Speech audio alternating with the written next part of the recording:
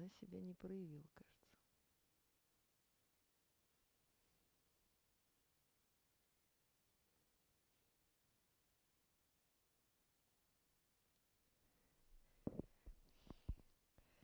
Okay, it seems we can start.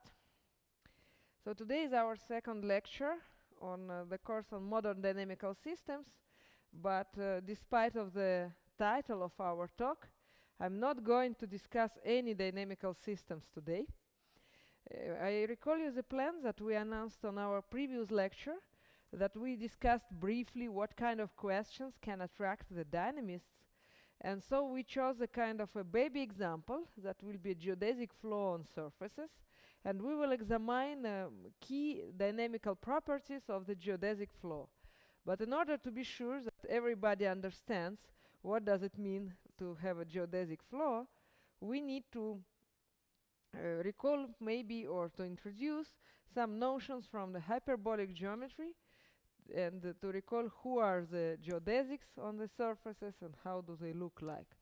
So today's lecture will be mainly dedicated to the notion of hyperbolic geometry, and hopefully at the second half I will have enough time and forces to introduce you to some kind of notion that belongs a little bit to algebra, a little bit to homogeneous dynamics, if you want. So we will discuss the Fuchsian groups and some of their properties. But first, before even go to the hyperbolic word, let us stick to the more familiar one, to the spherical or elliptic one. So we take a sphere. This you probably have seen many times in your life. So the sphere simply lives in R3, so it's a two-dimensional sphere.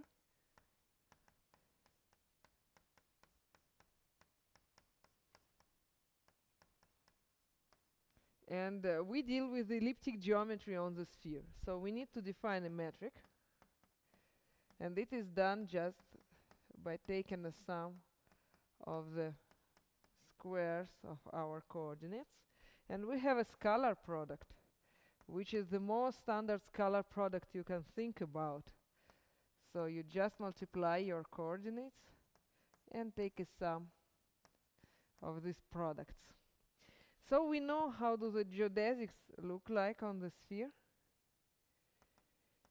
You simply take the arcs of great circles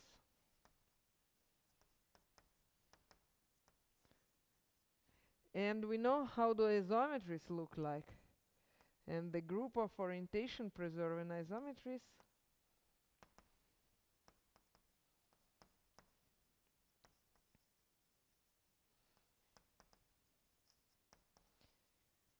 is nothing else but SO3. Now we discuss how to switch from the elliptic to hyperbolic geometry. So the first step would be to replace our matrix by a pseudometric. So DSH, we now switch to hyperbolicity. Hmm?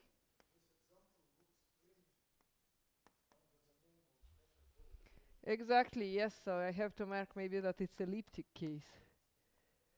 And then we're gonna switch to hyperbolicity. But you are right, the appearance is a bit strange. So we replace our star matrix by a pseudometrics. We do almost as we are used to, but we will subtract and not sum up. So we will have such a metric. It's a Riemannian metric on H2, but we need to define who is H. First, we also define a bilinear symmetric form that will be in the role of a scalar product. And in order to put everything on some manifold that we can analyze and we can touch, we will take an upper fold of hyperboloid.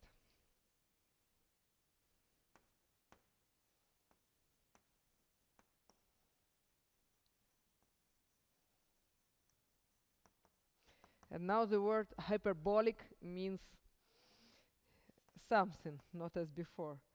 So our H2 will be given by the triples of numbers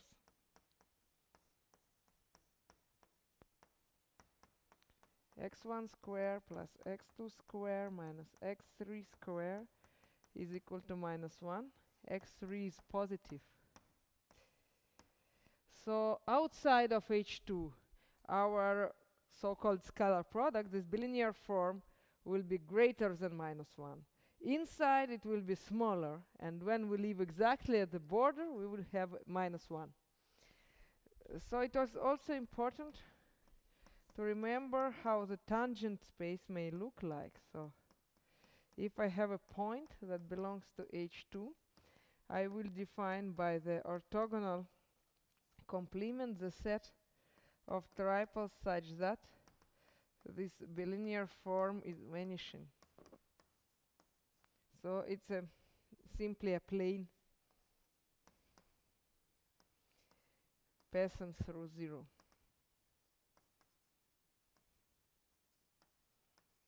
And now we want to check that this matrix is indeed a Riemannian metric on such a manifold. And in order to do so, we have to prove the following proposition, a very simple one. I assume that you already heard something like that in other courses. If it's not the case, then okay, I hope I will mention everything we need. But at the same time, maybe I can give you some book recommendations at the second half of our lecture. So the proposition tells us that the tangent space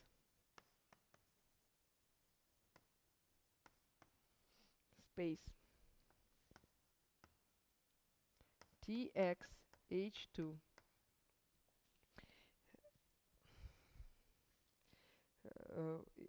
it's a tangent space to the hyperboloid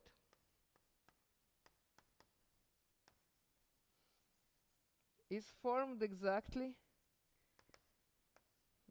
by the following couple: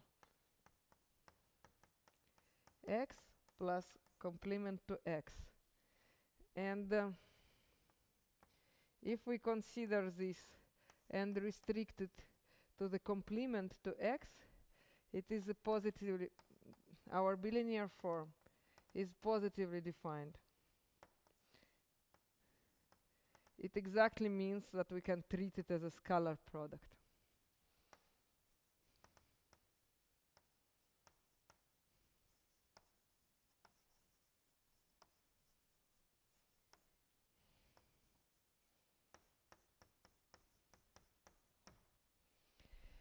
And namely, all this gives us the fact that we deal with a Riemann metric on our manifold.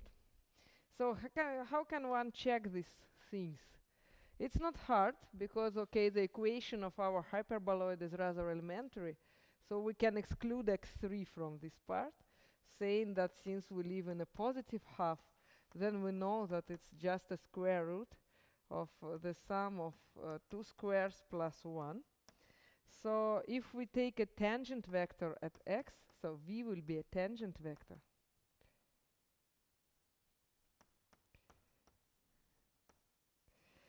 So it defines as a point at the tangent space.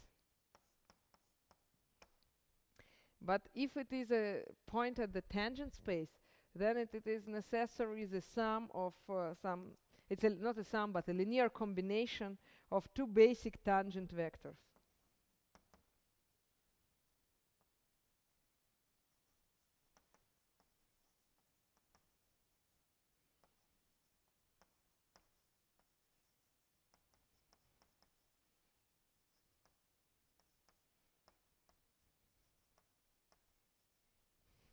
But that means exactly that I have to take some coefficients, a and b, and consider the sum like 1, 0, dx3, dx1, plus b, 0, 1, dx3, dx2.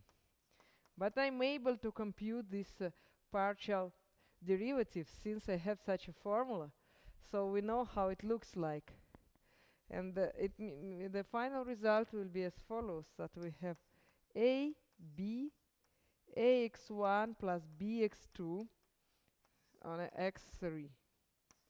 I hope it's visible because I can really compute it. Like it will be 1 over 2 square roots like that on 2x1. So now we should go further.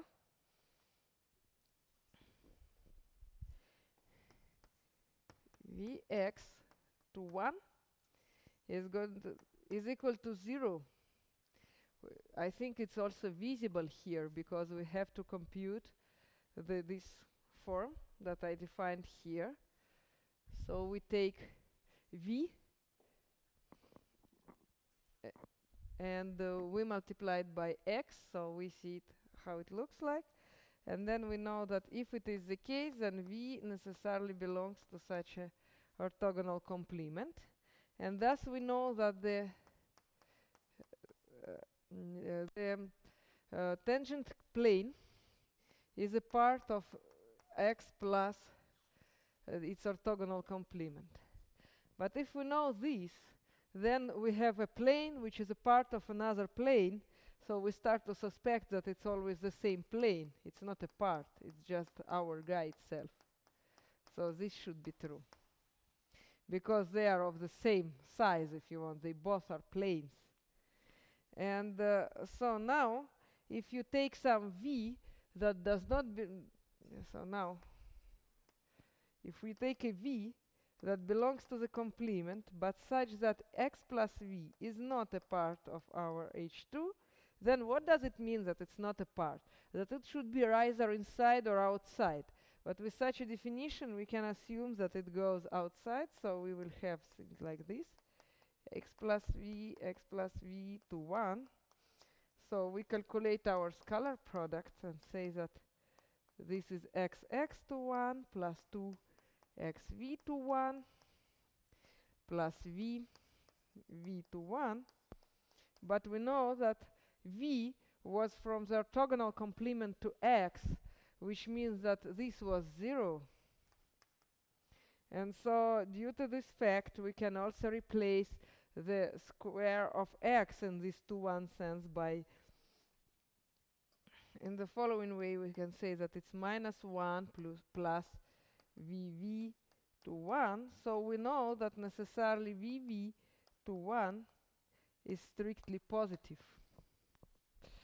So we checked this statement in both directions, and that means that in particular we can be sure that the metric is good enough. Is it clear what's going on now? So we just try to formalize the notion of hyperbolic geometry, and we started with the first model. It's not the most convenient one, but it's kind of the most similar with the spherical one. So it's something that allows us to transfer our ideas of the geometry to the... sorry, I have to check that the translation is fine. Yes, it is. So we have to proceed now. Here, once we understood how the metrics look like, we started to ask ourselves, what about geodesics and what about the group of orientation-preserving isometries? So I want to execute a similar program now. I want to ask myself, if I define some geometry here using this matrix and this manifold, I want to ask how the orientation-preserving isometries look like in this situation. And this will be my next goal. So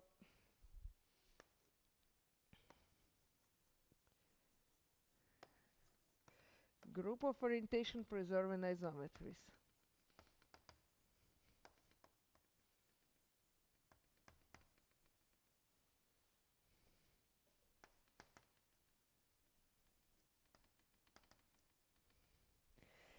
It's very simple, but since here we had SO3, one can guess that we need to consider a group that would look like SO21. But then one needs to specify what is it exactly. So the notation is something that you expect if you wrote 2 1s there, so it can come also here. So you take still the matrices 3 by 3, of course. And then you want that AT SA is equal to S where S is 0, 1, minus 1, 0. So this is how the group of isometries look like. And now, before the moment when we're gonna discuss what about the geodesics, we can make a small stop and remember that maybe you heard already that apparently there are many models of hyperbolic geometry.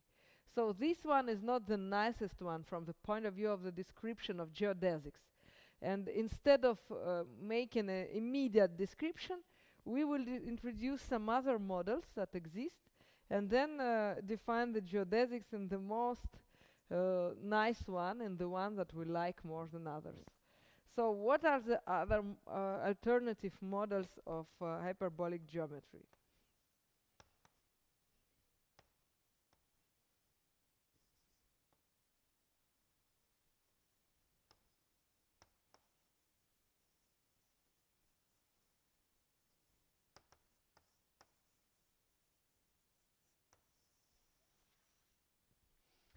The first I would like to talk about is the Beltrami-Klein model.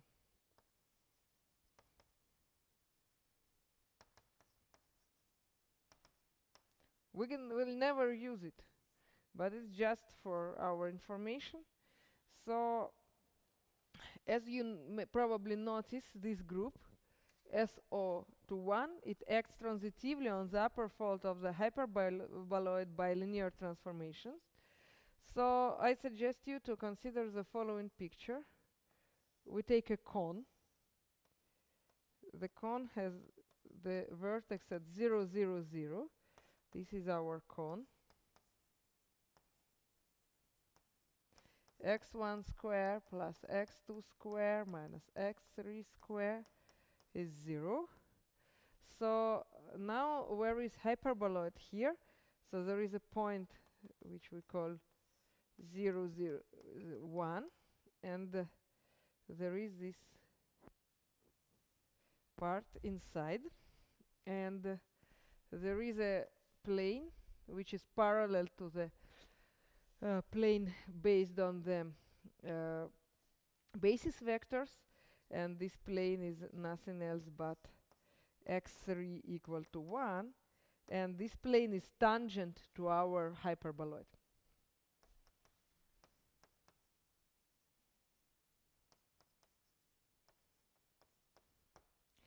And if we consider the intersection between our cone and this plane, we will have a circle given by x1 square plus x2 square equal to 1. This is the intersection between the cone and the plane, which is the tangent plane to our hyperboloid. So what the Beltran and Klein model suggests us to do is to consider the central projection of our favorite hyperboloid to the plane x3 equal to 1. So we take the central projection.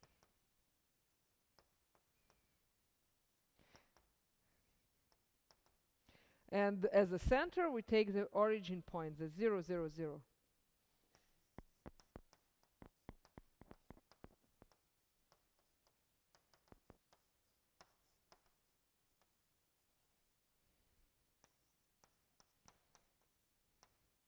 So since we do the projection on the plane, the picture starts to be two-dimensional instead of three-dimensional.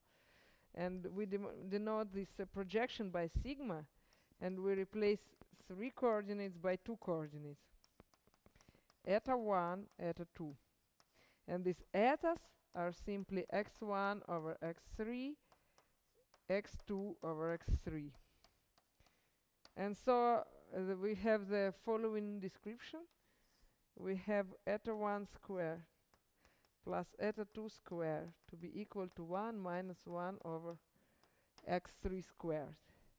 So the image of our hyperboloid is a disk given by eta 1 squared plus eta 2 squared less than 1. Or equivalently, you could think that this U is a space of a negative vectors, negative in a sense that their scalar product in that sense is a negative. So there we had a metric we should get a metric also here in this model, and it's not hard to define it because you need to consider the distance between the preimages, sigma 1 eta 1 sigma 2. So the geodesics in this model can be seen as the chords on the unit disk U, and we can also describe how the matrix acts on U. So it should act in a way that it commutes with our sigma, and so we can give a precise description. Let me just mention here that the geodesics are given by chords of the unit disk U.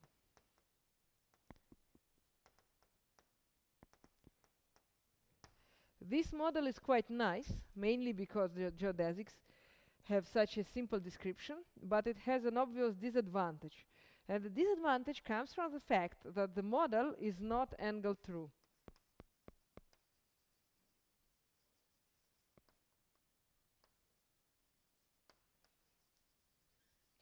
So it's not conformal, because central projection is not very respectful towards the angles, right? So we cannot say that the angles are preserved. And that's why we can investigate more and suggest more different options for the models that could be more convenient for some goals we will have.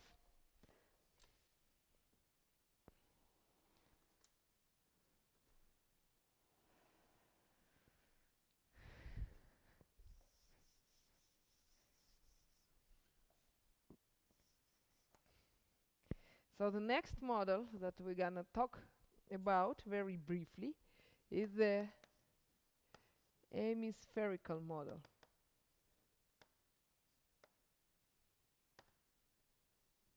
We will do a very similar thing with respect to Bertramic line. So we still have eta 1, but now it's all divided by eta 3, as it was eta 2 is x2 over x3, but now we introduce the third coordinate. Disk was not enough for our goal, so we take also eta 3, which is 1 over x3. And so the equation of our H2 becomes much more similar with the equation of a sphere. We have to say that this is equal to 1, but requires that eta 3 is positive, because we deal just with 1/2 of the hyperboloid. So that's why this word spherical, because of this one, and Amy because of this one. So if you want, this model is obtained from Bertramic line by the orthogonal projection of the unit disk to the hemisphere. So the next model is the Poincaré disk model. Poincaré disk model. It's the next one. This will be just a stereo projection.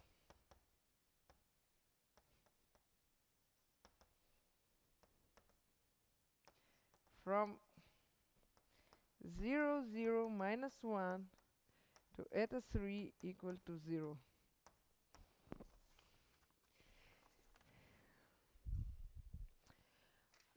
And please note that stereo projections are much better than central projections, in a sense that it's very respectful toward angles. So it will be a conformal model, not like the previous one.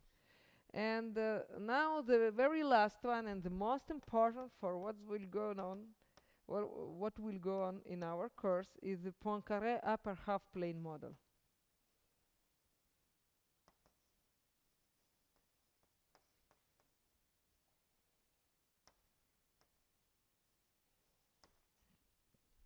So the stereographical projection of the upper hemisphere from the point 0, minus 1, 0 onto eta 3, eta 2 equal to 1 to 0. So we will consider once again a stereo, but it's different from that one because we take another point and project onto another plane also. So it gives us a half plane. What do you have at this half plane? You have a couple, and you fix that this eta 3 is positive, because it was the case all the time. So stereographical projection is conformal, and our model is angle true. That's what we will mainly study, the upper half model, and we will discuss more in details how the geodesics look like in this situation, why do they look as they do, and what can we say about them. But before I will continue in this direction, let me make a remark that would maybe look for you not so meaningful right now, but you can consider it as a kind of advertisement of the next block of our course. As I told you last week, what we have is that we start with a geodesic flow, and then we proceed to the case of homogeneous dynamics. And I didn't explain well what this word homogeneous means, but normally you may think that you consider the sets that are formed as factors of some Lie groups factorized on its discrete subgroups. So one of the reasons why we're gonna start Fuchsian groups to study Fuchsian groups today is to prepare ourselves to this homogeneous part. But apparently what I told you now also can be considered as a part of our homogeneous dynamics. So these models can be seen as homogeneous spaces.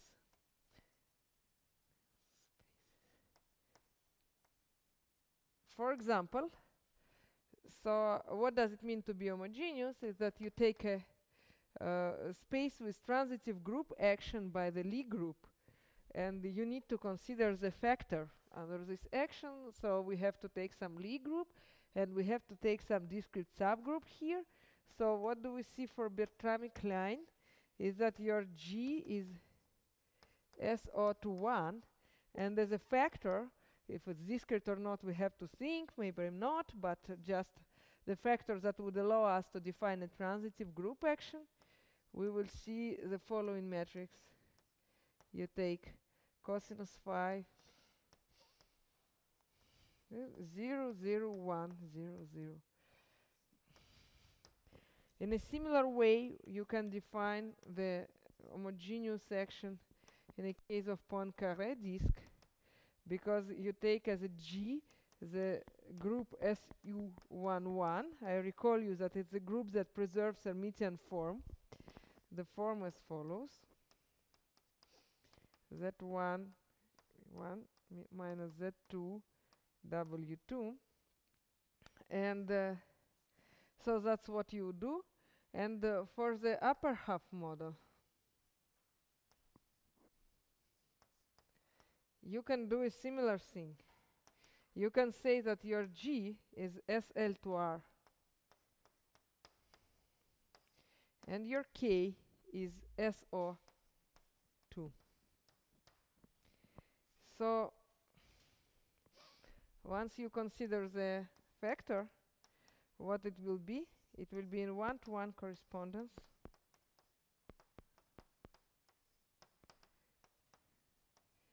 in the following way, that you have to take this G of SL to R and consider it using this, consider decomposition, and then you go back here. So what is important to understand now is a very simple thing that maybe you don't want to check by hands manually that indeed what you get here is one-to-one correspondence, but all the models we are talking about can be seen as homogeneous spaces. So what we will discuss as a part of our course right now, it's in reality is a part of homogeneous dynamics. So now we can be back to these models, and we are ready to discuss what's going on in our favorite model, the one given by upper half plane. What are the geodesics, how the metrics look like, and so on and so forth. So that will be the plot for us for the next several minutes. Доска плохо видна, да? Ну, я эти выкладываю заметки в группу. Просто скан бумажки. Я специально пишу их.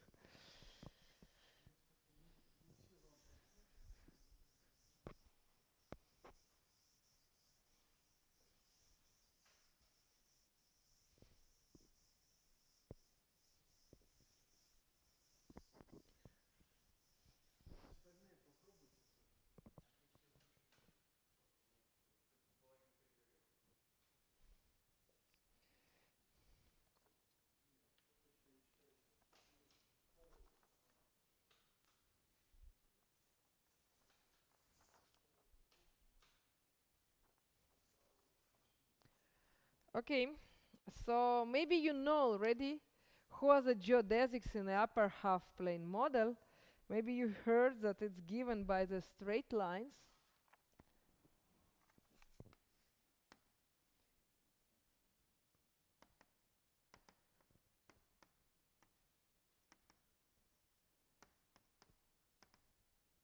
Or the semicircles,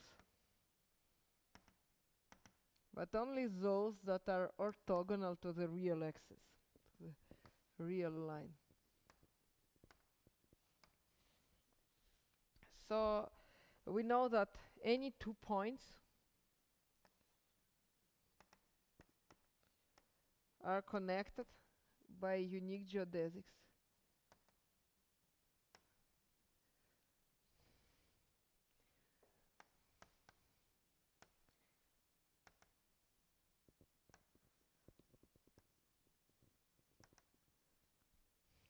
And from any point in Ash, in any direction, one can draw geodesics. This is a rather standard situation.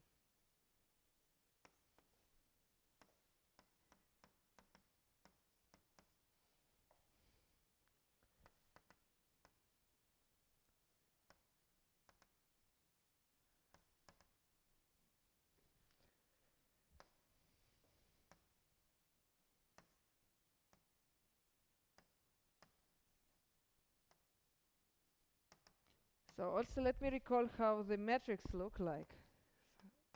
This is our upper half plane. And in complex numbers, we can say that it simply means that the imaginary part is positive. Or in other words, we can describe the matrix saying that it's a square root of dx squared plus dy squared over y. This is the metric.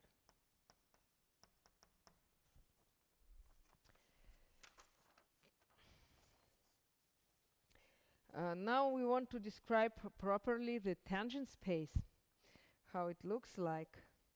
So we know how to we know the matrix, so we know how to compute the length of the curve. We just need to integrate the corresponding thing.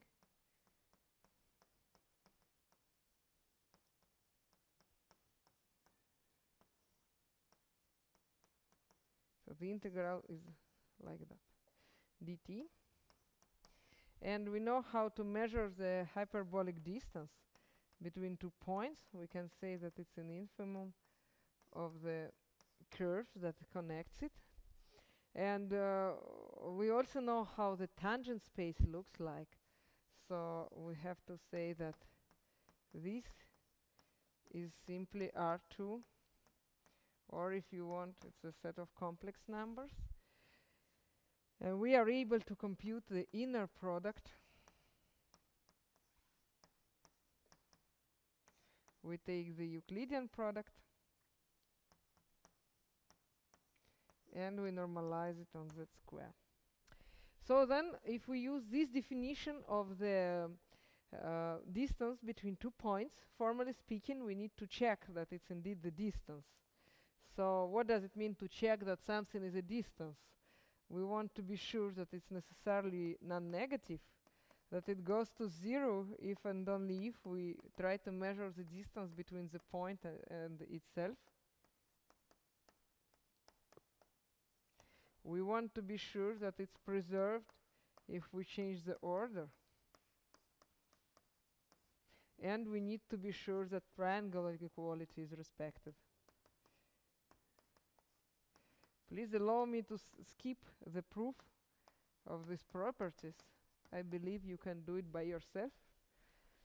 It doesn't require any particular knowledge. And I would like to switch to one of the main notions of the lecture today, to the notion of Möbius transformation, and explain why it is so important.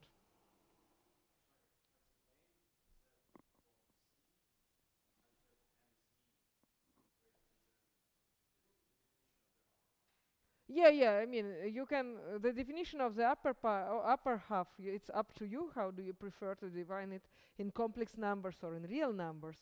But if you are familiar with complex numbers, you can simply think about all the complex numbers such that the imaginary part is positive. So that's exactly, you present them as a points on the plane, and it exactly defines you the upper half plane. Then if for some reasons you prefer to work with real coordinates, you can also do that, of course.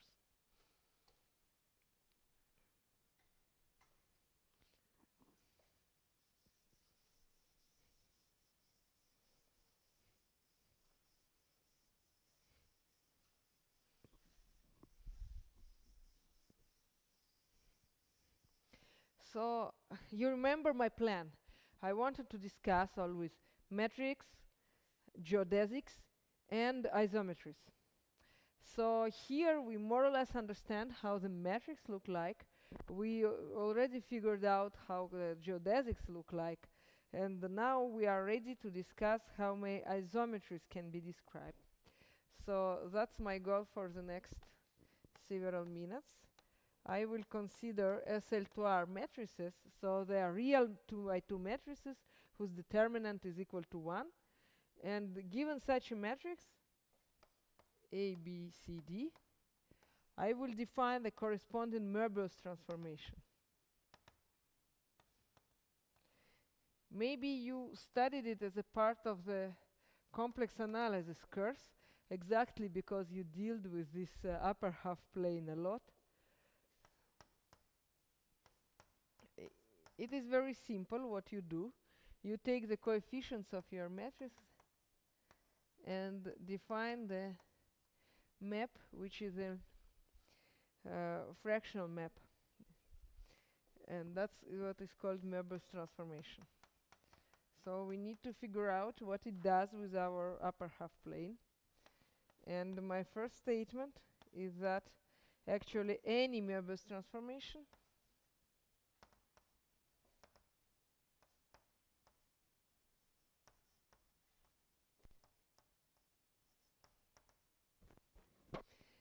TG maps my upper half plane into itself.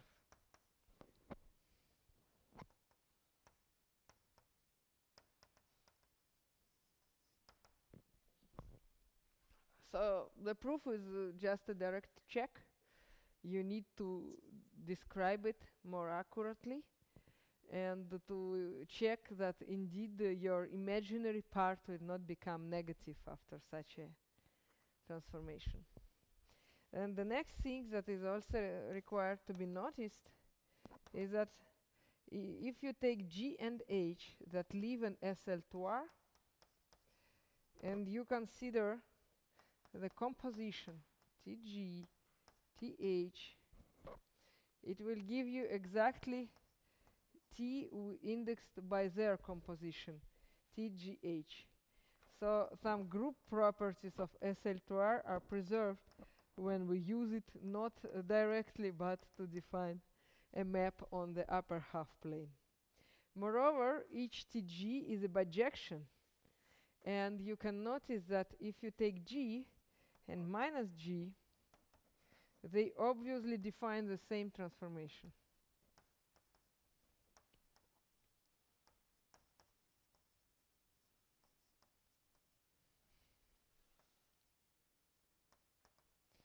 Okay, at this moment you use that it's SL2R, not whatever matrix, that it has one determinant equal to 1. It's important here.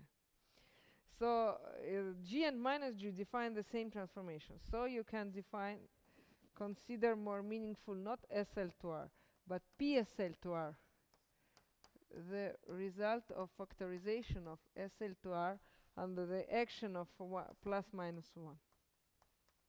Because you don't want to distinguish them due to this property. And actually, I claim that with this PSL to R and the Möbius transformations, I have enough information to describe all the isometries of my upper half plane. And I proceed with a precise statement.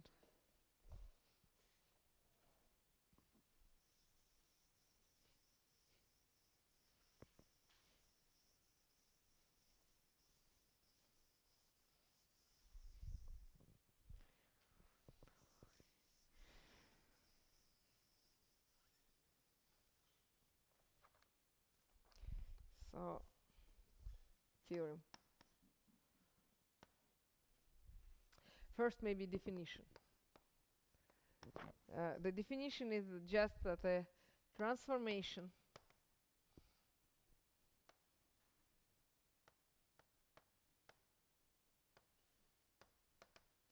that preserves the hyperbolic distance is an isometry. So it's a transformation of R onto itself.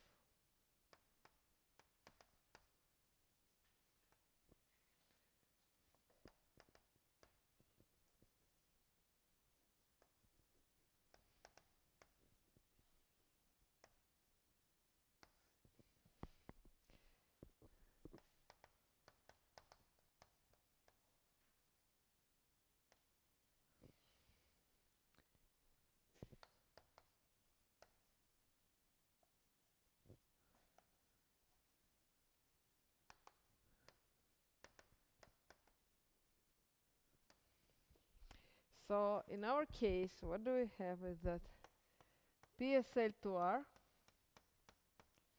I claim that it's a part of a group of isometries of our IH.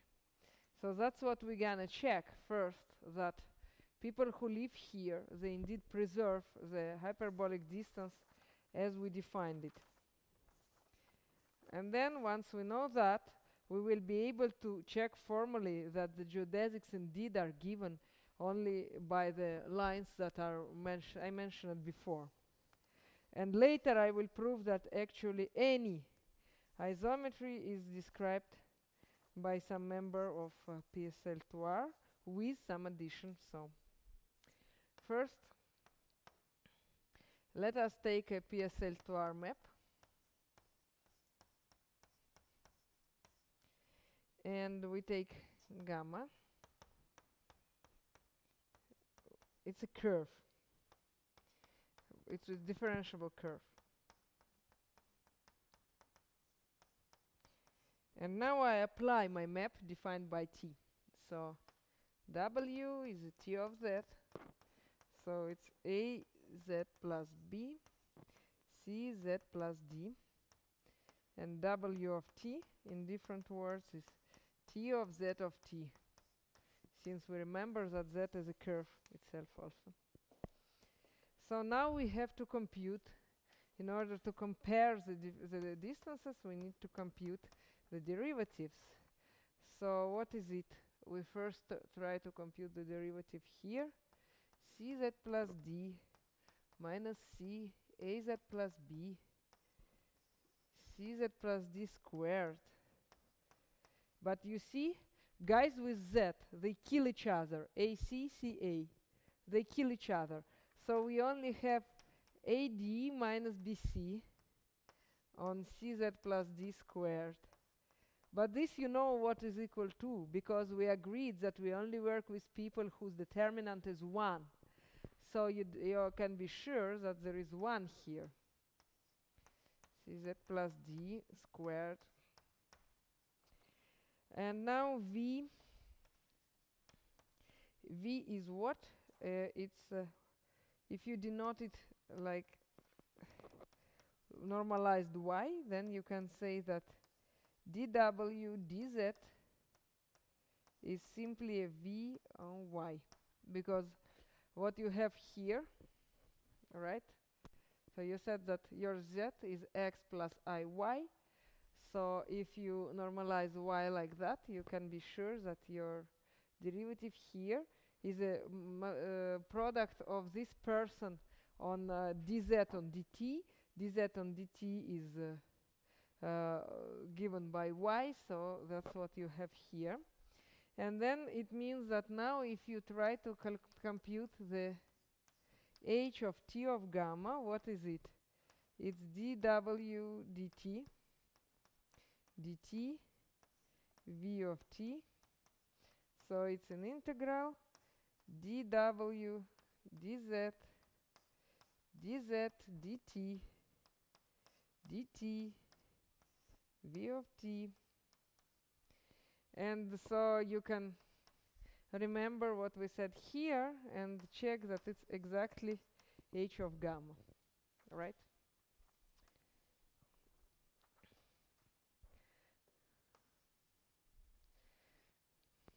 So for any curve, you check that it is preserved, and then if you take a limit or supremum, it will be preserved as well. So we can be sure that PSL2R Möbius transformation define isometries. Now we don't know exactly if all the isometries are described by PSL2R, but still it's already the first step. Now the next step is to check accurately who are the geodesics. And so that's what we are going to do now.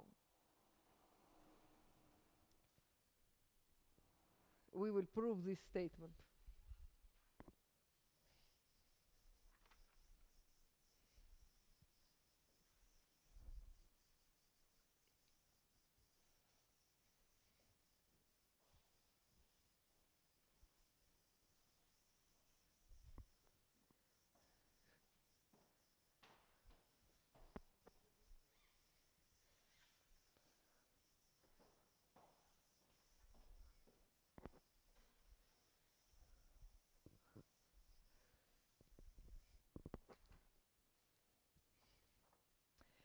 So this is our theorem.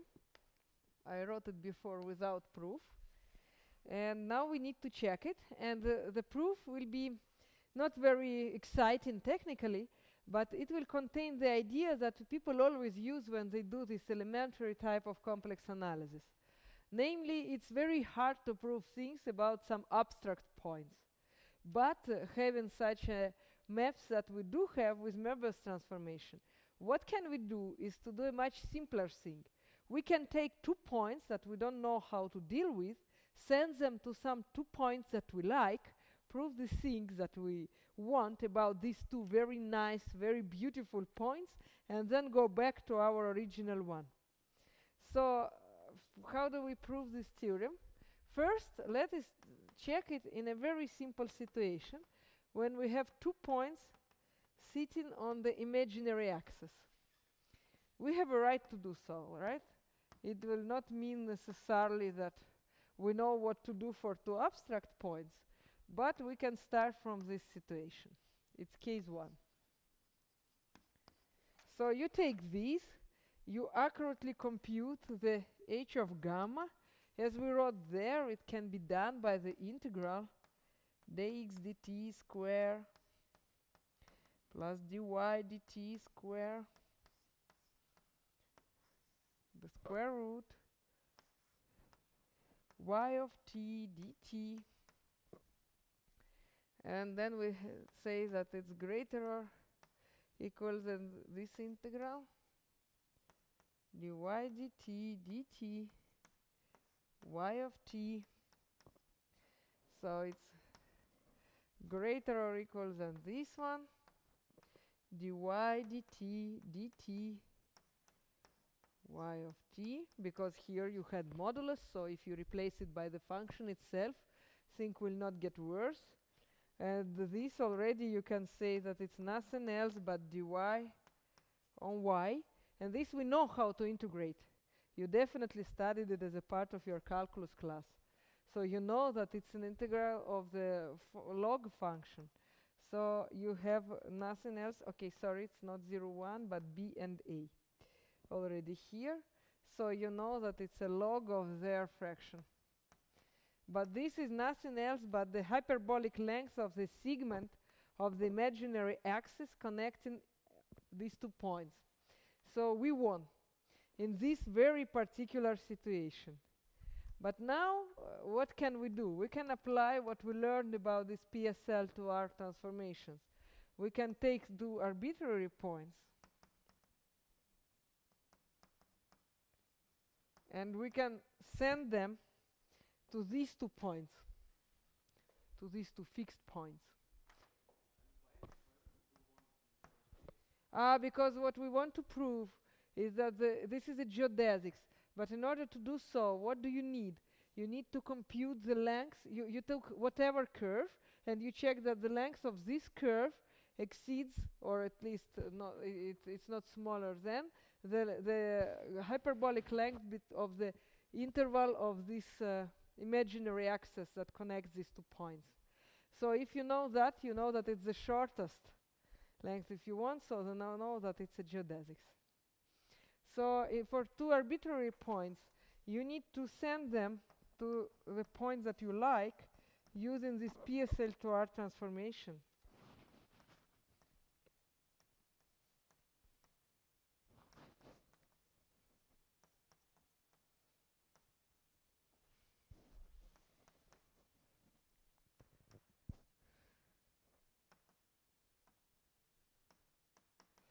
And after that, you check what you need. And since you know that it was an isometry, it will not spoil the whole business. And who was geodesics will remain geodesics. Everything will be okay in this sense. So, okay, here we stop to prove it. And now what also follows from the same theorem is the statement that if you had some isometry, then in particular any transformation from this PSL to R, any isometry sends geodesics to geodesics. This is rather standard thing. And moreover, there is one more invariant that can be useful in some situations. You saw it when you were studying projective geometry, at least a very close relative of it. So if you take 4 points from the set of complex numbers plus infinity,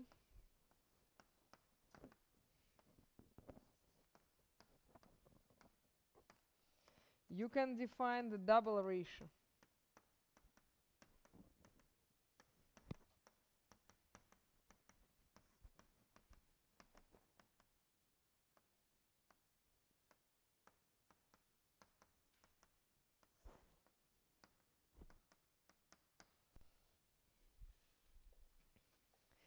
So apparently, if you have this double ratio, you can check that it is invariant in the following sense, that there is a, if you take a point, 2 points, and you consider geodesics that joins Z and W, and then you consider Z star and W star to be the endpoints of these geodesics. Endpoints in a sense that we extend it up to the intersection with our real axis.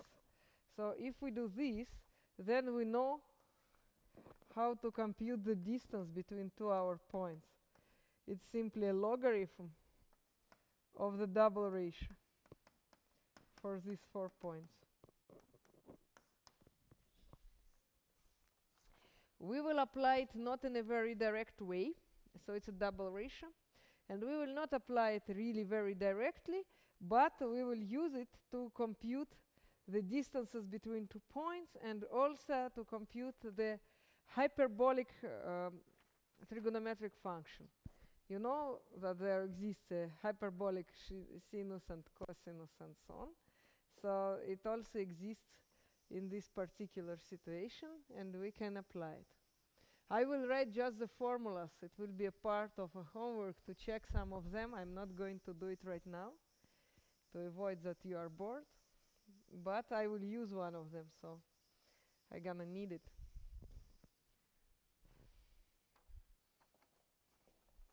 So this is not always double, very often it's called cross ratio, because double ratio is also a notion from projective geometry, which is technically a little bit different.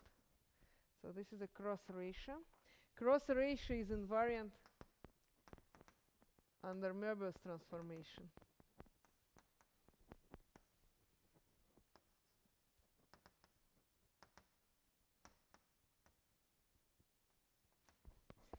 And now theorem.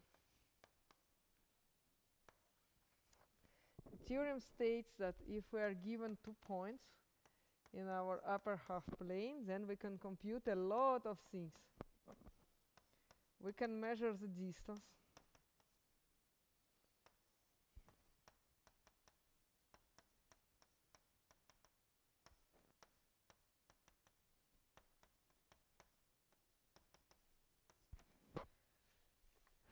We can compute hyperbolic cosinus.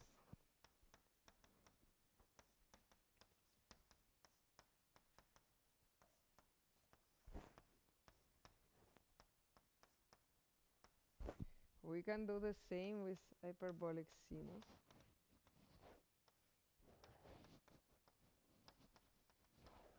But the formula is nicer if we compute not for rho but for its 1/2.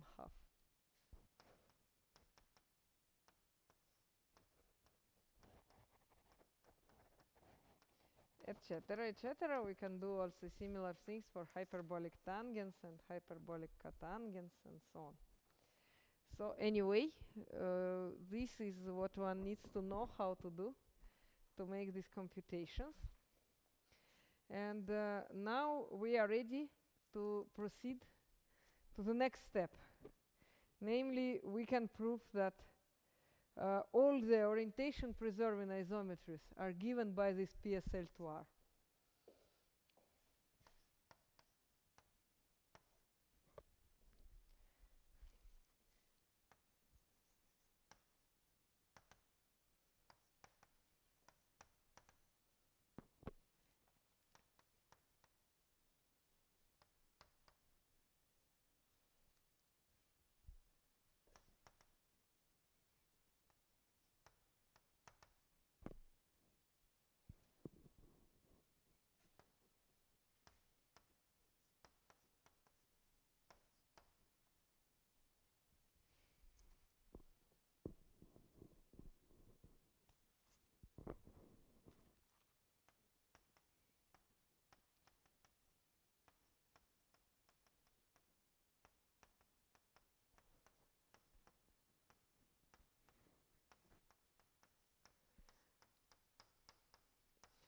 So if we add the condition that isometry is not an abstract one, but it's orientation preserving, then we cannot get anything which is not described by our Möbius transformation. I will prove it and then state something more general.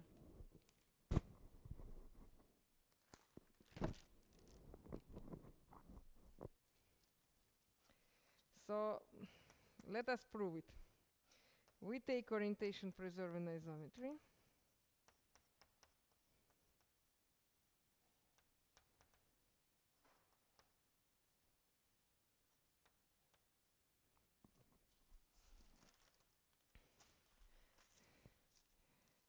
And as usual, we find a matrix such that we will do the following thing, that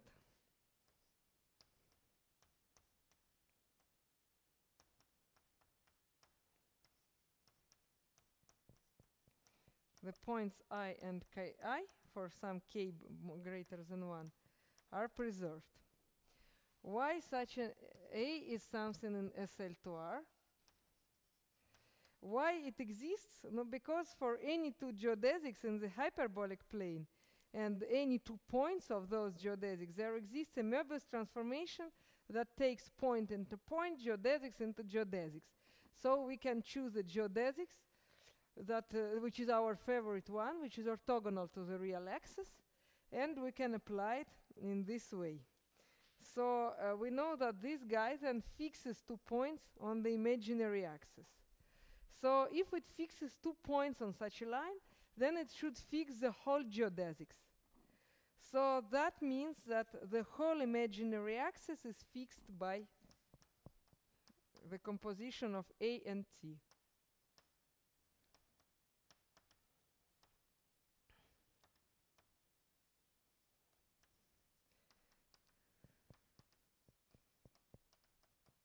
So do you follow what we did? I told you that geodesics go to geodesics if we apply isometries, right? So if it was an isometry, then its image is geodesic. So if I consider the image of the imaginary axis, then I had to go to the y-axis. Then I had to go to geodesics. Then there is always a PSL2R map that takes geodesics to another geodesics. So I always could find such a matrix A such that this composition would preserve the imaginary axis, right? Now, since we know that, what can we say? That for any z, which is given by x plus ey, and for any t, the distance between z and it, which is the same thing as the distance between ATZ IT, because the whole imaginary axis is fixed. So this should be an equality. But then that means that the hyperbolic sinus of the half of this distance is nothing else than the sinus of the distance of 1/2 of a distance between AT Z IT. But then what can we say about this AT? We can say that it's U plus IV. And so we can apply these formulas that I wrote somewhere. I don't remember. It's here. So you could calculate this formula for the sinus. So you can write this equality literally, putting all the values for Z and W in their imaginary parts. And this would result in the following statement, that the square of this is equal to U plus EV minus IT square for VT. So you can try to write it up in a more accurate way. V is equal to U plus EV minus IT square Y. Now instead of Z, I write that it's X square plus Y minus T square V, and it's equal to U square plus V minus T square Y. And it should be true for any T. So I can divide this equality on T square from both sides and let this T go to infinity and consider the limit of this guy. So then what can I say about it? It will mean for me that V should be equal to Y, right?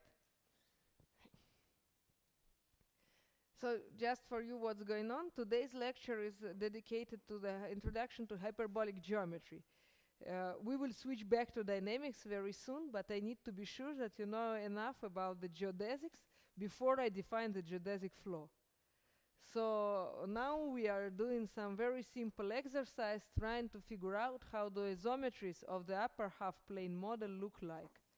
And we stopped at the moment when we realized that PSL2R for sure gives us a part of the isometries, but now we are proving that all the isometries that are orientation preserving are described by SL2R matrices. So if you follow, what we got here is that V is equal to Y, and in a similar way we can say that X square is equal to U square, thus X is nothing else but U up to the sign. But we deal only with orientation preserving isometries, so I forbid them to do plus minus. They are just equal to each other. And thus it gives us the statement that necessarily the composition of A and T was not just fixing this imaginary axis as its axis. It really was an identity. So we know that A and T just coincide, and thus we can be sure that since A lived in SL2R, then T also belongs to SL2R. And thus we are done. Was it clear, Kirill? You followed from the beginning? Okay. So now we know how do the orientation preserving isometries look like. And we ask ourselves what happens if we remove this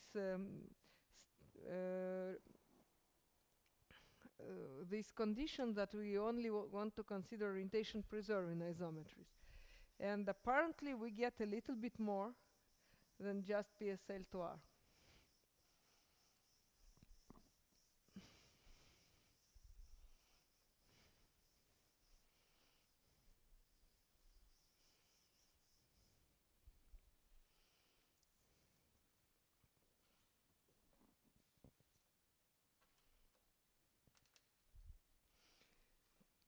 So theorem states that the group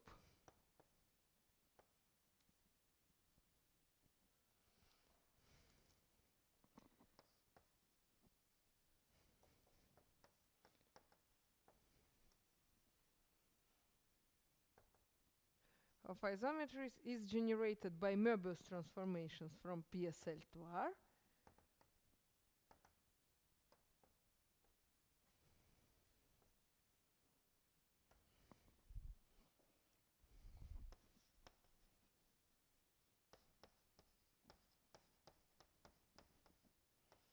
Together with the transformation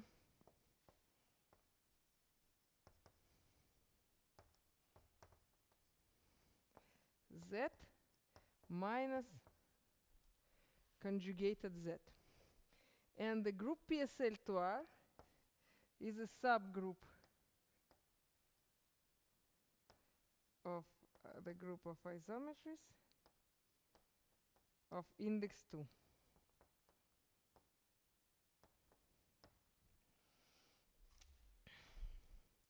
So this is more or less, you can repeat the proof that we did now. Just here at some point we applied the fact that we only deal with orientation preserving business. Here it can be a little bit more delicate because you don't have this condition, but morally the proof coincides. So that's what we have. We know now how the isometries look like. And apparently, since we made them so similar with matrices, we have even more information about them. Namely, we can characterize the isometries looking at the properties of the corresponding PSL2R matrices, and we can know a lot about their fixed points and the character of these fixed points. So that's what I would like to explain you briefly now, and then make a break before we switch to the Fuchsian group, to another part. So the current subtopic is the characterization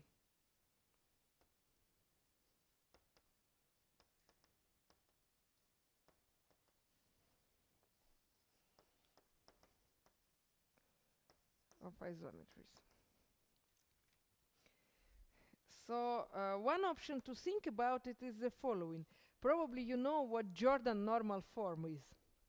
So if you take a matrix, which is a real 2x2 matrix, then if you consider its Jordan normal form, your matrix is conjugated to its Jordan normal form. And the Jordan normal form for a real matrix can be either done by the diagonalized matrix, right? You can have two Jordan cells with two different values. Either it's a Jordan cell with 2x2, which means that you have the same real value, but it's not a diagonalized matrix, but you have one which is upper than the diagonal. And the third option is that you failed to have real values, and so you had only complex values, and in this case you had to get blocks like cosinus theta minus sinus theta, cosinus theta. So 3 options: A, 0, 0, B, A, 1, 0. So when you look at it, since you know that you live in SL2R, so the determinant is equal to 1, and the determinant is preserved when you're looking for the Jordan normal form, then it means that you basically have 3 options. Either the trace of your matrix is less than 1, either it's equal to 1, or it is greater than 1. And these 3 situations, like in the course of differential equations, corresponds to 3 options: elliptic, parabolic, hyperbolic, depending on the relations between the trace of the corresponding matrix and 2. But I will prove the same statement and make the same classification, but using slightly different argumentation. Namely, I will look for on the fixed points, because I also want to be able to characterize them, to understand better how do my transformation look like and how do they act. So let me do this.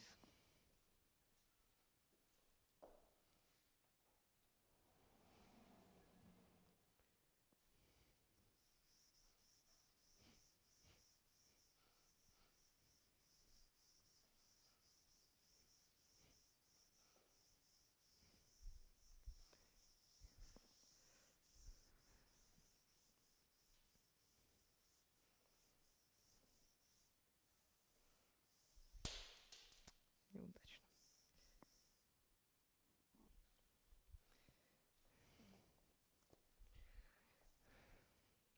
So actually, first lemma: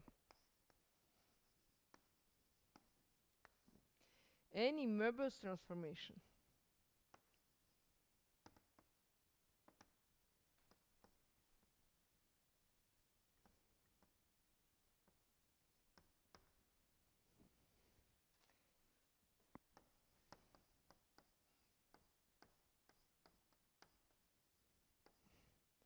has at least one fixed point.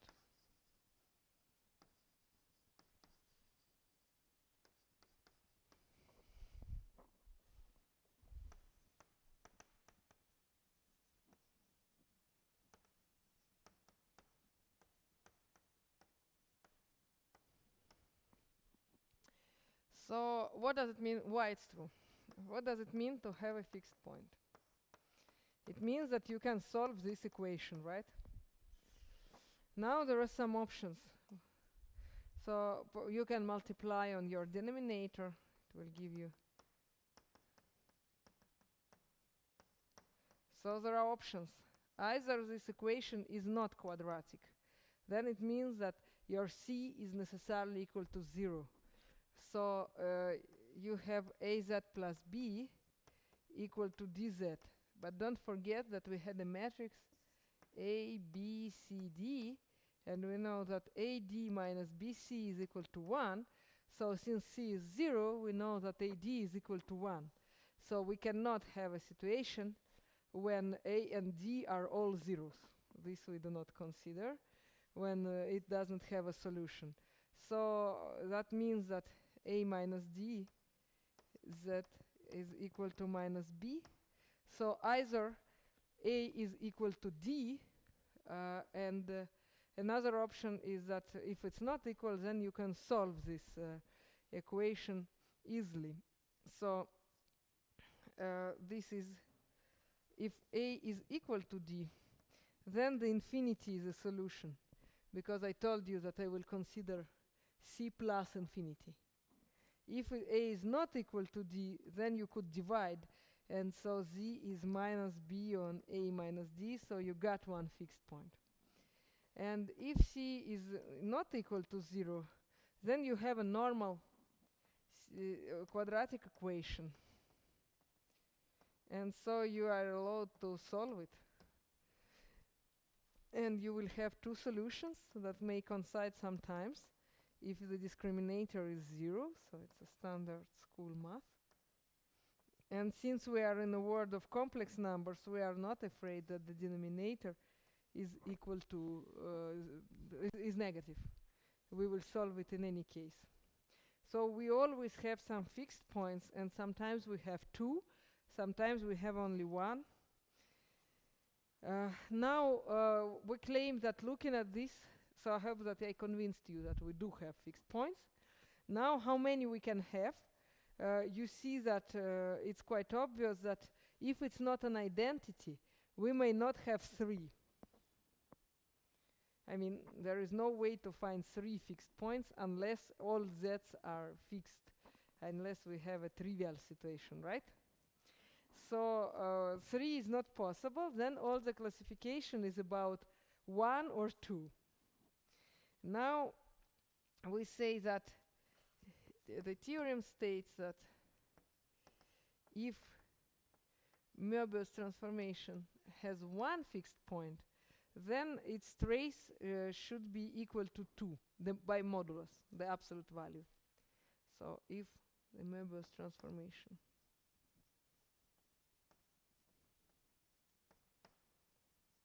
A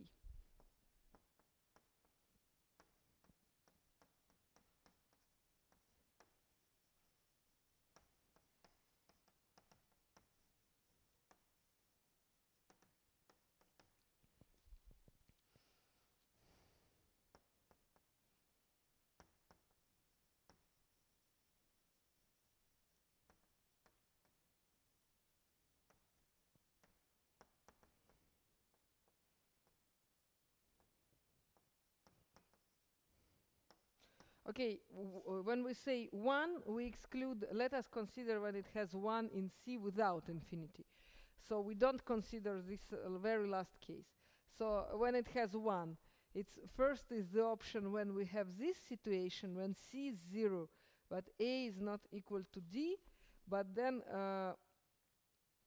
and the another option is C is not 0, but we have D minus A square plus 4BC is equal to 0. So what does it mean? That apparently I claim that this is not possible if C is not 0. We cannot, if C is not 0, we cannot have this situation. Why? Because what do we have here? That we have plus 4BC is equal to 0. But we know that AD minus BC is equal to 1. So what we're gonna have is that, just a second, why it cannot be, so if it is 0, then we have D squared plus A squared minus 2AD plus 4BC. It will be equal to 0. So we can say that 2BC minus 2AD is equal to minus 2. So we will have A squared plus D squared minus 2 plus 2BC equal to 0. But we know that BC is nothing else but AD minus 1. So we will have A plus D squared equal to 4. So A plus D will be equal to 2 by modulus. So this is exactly the same thing to say that trace is equal to 2. Now another option is when you look here. So you say that C is necessarily 0, right? When you have only one solution. So this is case A, and case B is when C is 0. So if C is 0, and you still have these properties, and you know that AD is 1, and what does it mean to us? So we have the matrix when AD is equal to 1, and I claim that it means that A is equal to D, because it's a PSL2R matrix. So we say that then it means that A squared is equal to 1, and so their sum is again 2. The trace is always 2.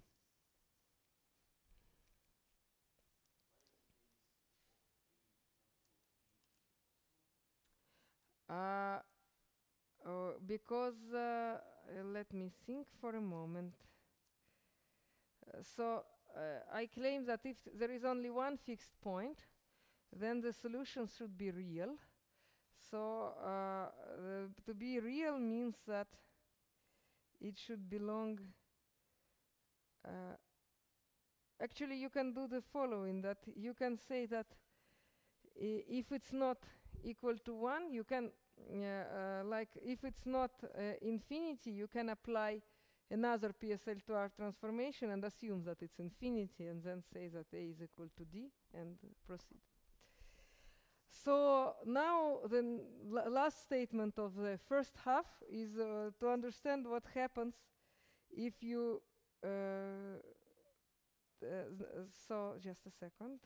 Okay, one fixed point in R and infinity.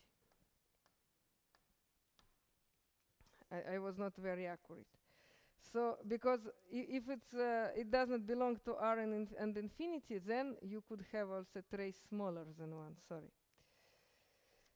That's exactly what I had here. So in this situation also you see it only could happen when Z is real. So it could not be you understand the difference, because if we know that it's real, then we had only these possibilities. But if we don't require this, it could happen that only one of these two guys belongs to the upper half plane. So the next statement.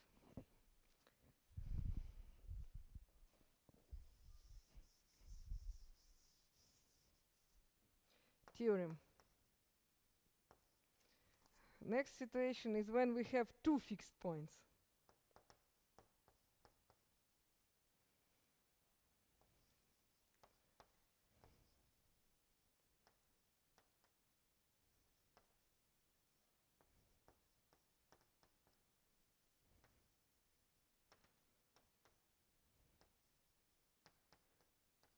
Then we claim that our trace is greater than 2. The proof is more or less similar. You can assume that these 2 points were 0 and infinity, so you can say that your C is 0 and your B over D is 0, so B is also 0, and you have a matrix like A0, 0, D with AD equal to plus minus 1, and so just by Cauchy-Bunyakovsky inequality you get that the trace is greater than 1. So the very last option is when you have one fixed point but in H2. So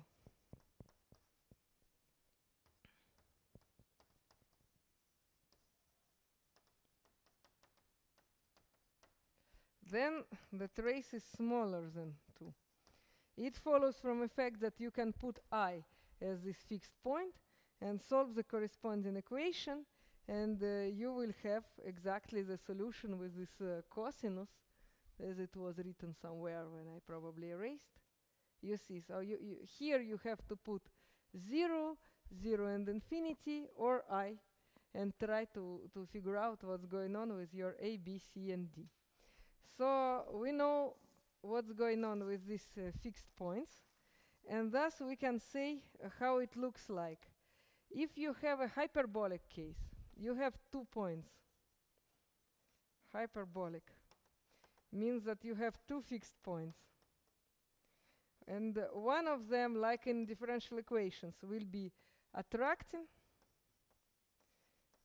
meaning that the derivative is smaller than 1, and one will be the repelling, meaning that it will be greater.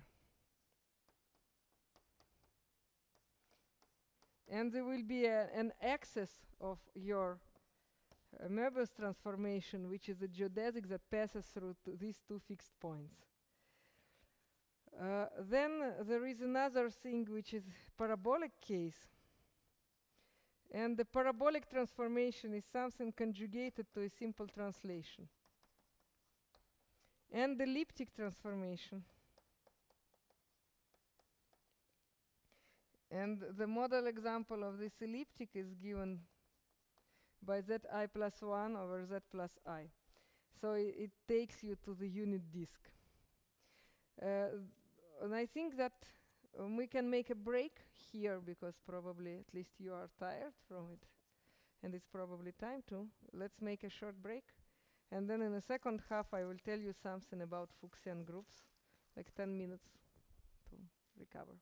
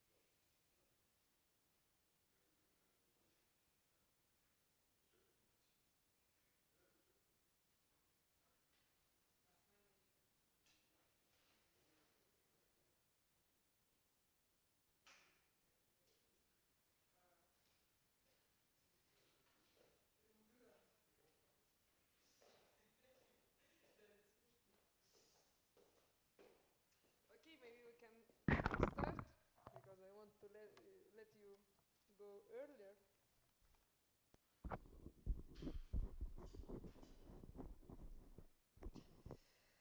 So first I recall you, or maybe tell for the first time, about a very funny thing that happens in hyperbolic geometry.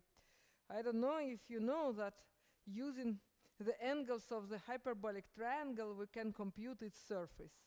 Its area, sorry. Its area. Did you heard about this thing? So hyperbolic area and Gauss-Bonnet formula.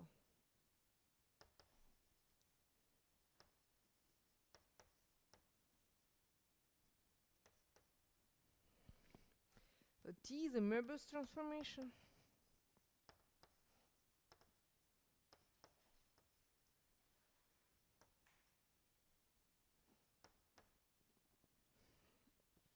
And then we can compute its differential du dx, du dy, dv dx, dv dy. And first observation is that if we have a member of PSL2R, then the differential preserves the norm in the tangent space.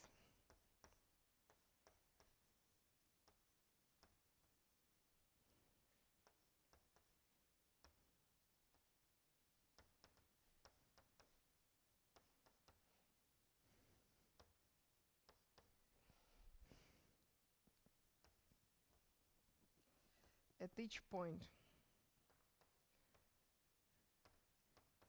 I'm not going to provide the most formal proof of this statement, but the hint is the following. We take a vector of our tangent space,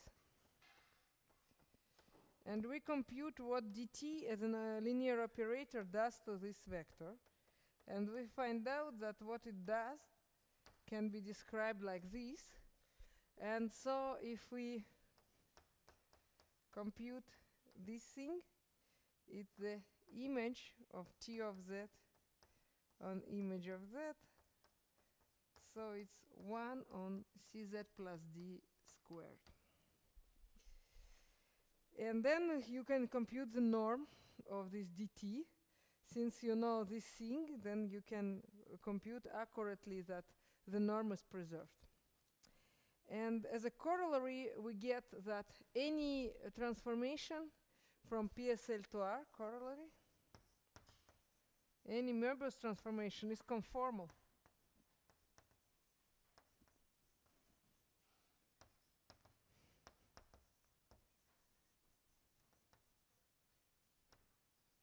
So it preserves angles as well. Now, what is the hyperbolic area that I was talking about?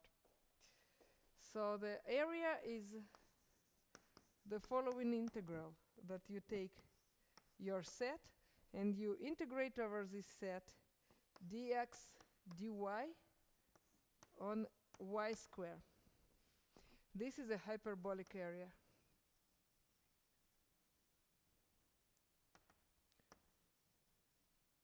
And one can check that the hyperbolic area is invariant with respect to the Möbius transformations.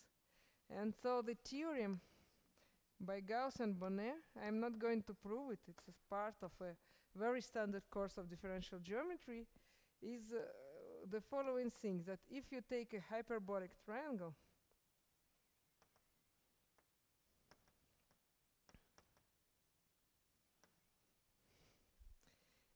with angles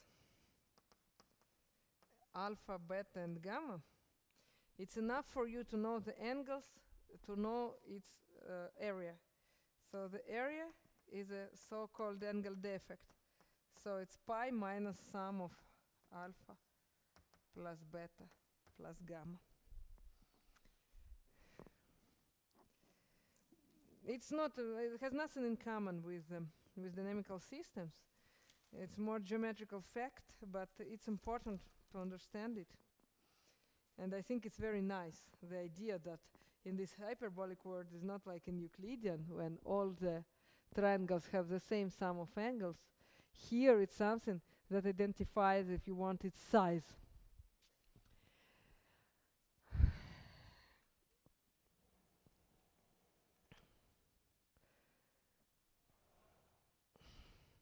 In the meanwhile, we completed our very first introduction to hyperbolic geometry, and we are ready to switch to already more sophisticated subject to study Fuchsian groups.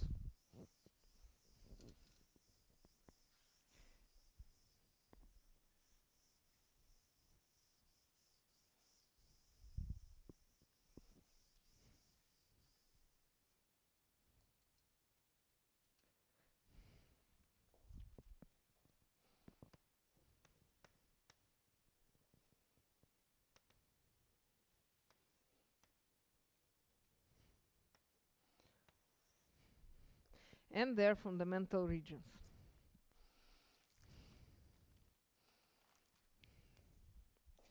So we start with an upper half plane,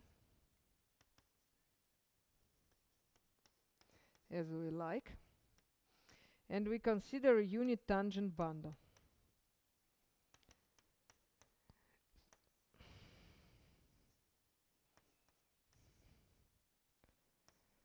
What does it mean to have a unit tangent bundle? It means that you fix a point and the vector that lives at this point. So you in reality have a homeomorphism with a product of our H and S1, because you take a unit vector at every point. So you may parameterize it, taking a point and a vector. The point lives in H, the vector lives in the set of complex numbers, so it's a unit tangent vector.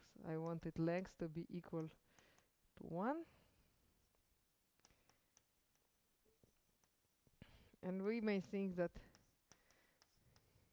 it's imaginary part. So now we act by PSL2R. We already know how does PSL2R acts on our H. Now we want to act on the tangent bundle. And what it does, so we take Z, we take it to AZ plus B on CZ plus D. And now we have to do something with the tangent vector. But because we know what T does with Z, now we want to do something with a pair. So Z goes to T of Z, and the vector becomes the result of the application of differential.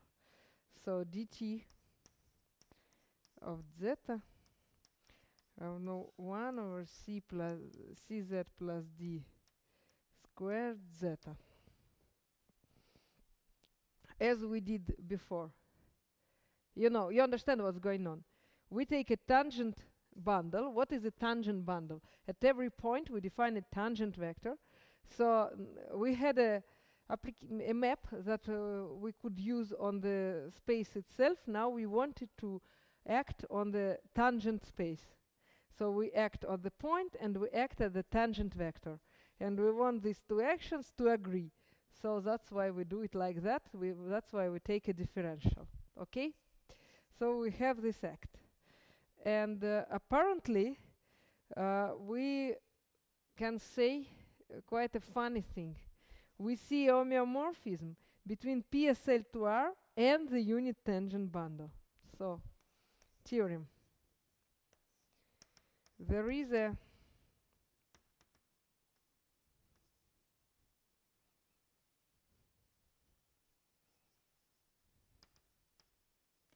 homeomorphism between PSL2R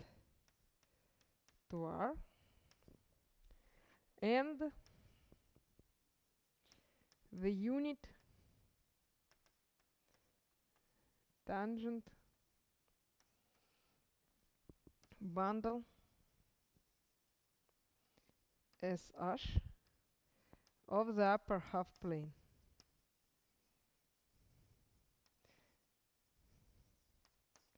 And how it works? That the action of PSL to R on itself by left multiplication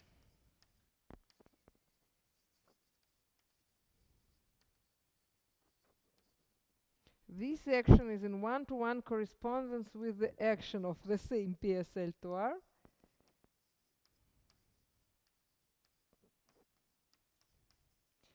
on SH. This one that we wrote here, induced by its action on the upper half plane by fractional linear transformations. You understand, right? What does it mean? So PSL to R is more than that, just a set of matrices that acts on our upper half plane. In reality, it's a kind of a model of its tangent bundle. So this is quite a surprise in some sense, but if you think a little bit about it, you get used to this idea. So let me prove this theorem.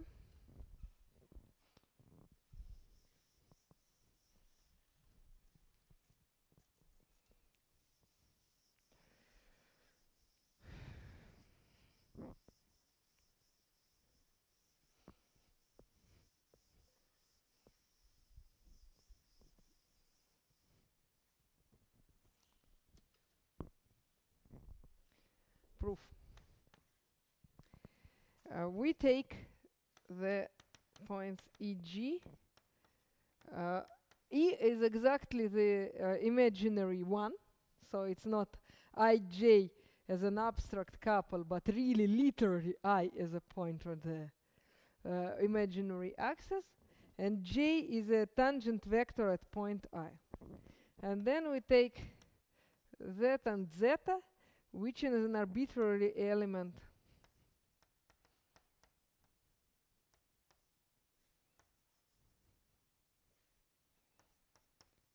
of SH. Now you already probably suspect what will happen. When we don't know what to do, we always try to map the point that we got by chance to the point that we like, where we are able to compute something. That's exactly what we are going to do. We will find a Möbius transformation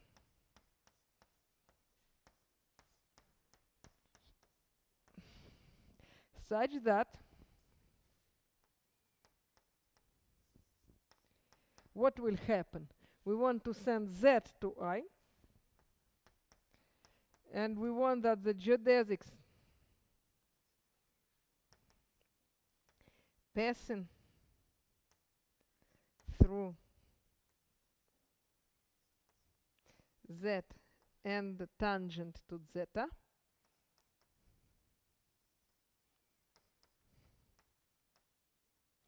will go to the geodesics with the same properties but tangent to J. So T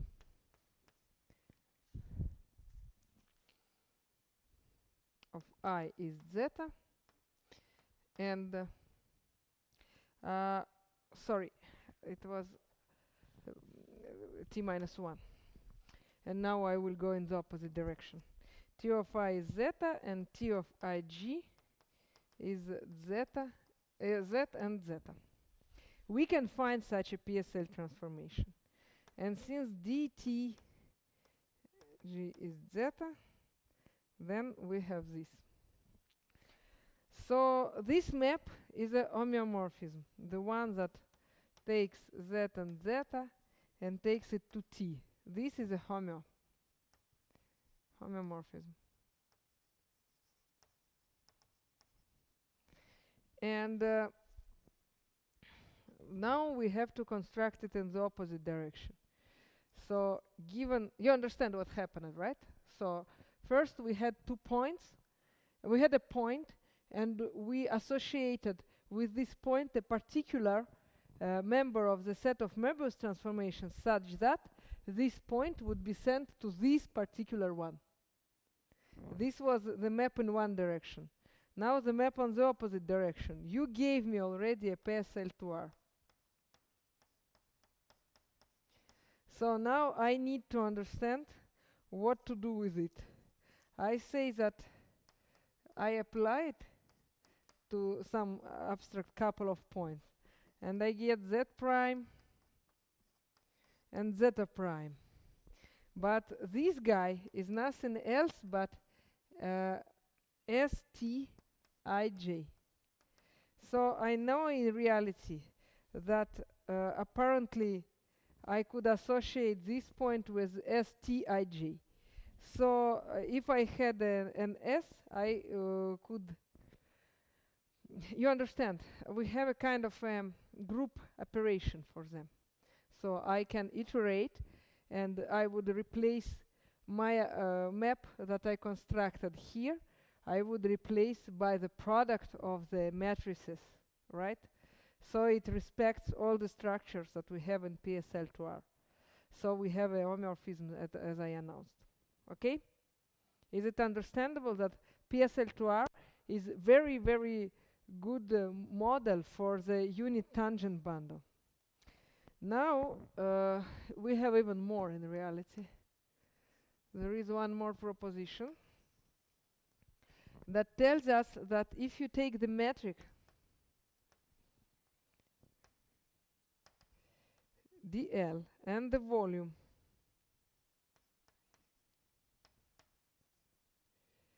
dv on SH, they all are PSL2R invariant.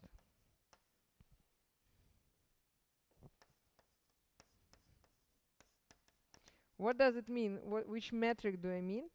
The metric is ds square plus d theta square, where s is the distance we used to measure before, and the theta is just 1 over 2 pi of argument of our zeta.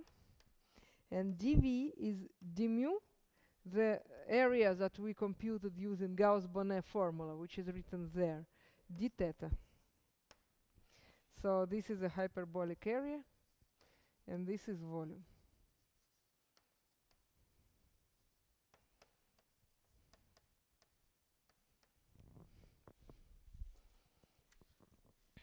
I'm not going to prove it, but I hope that you understand how to do that, how to check this kind of things.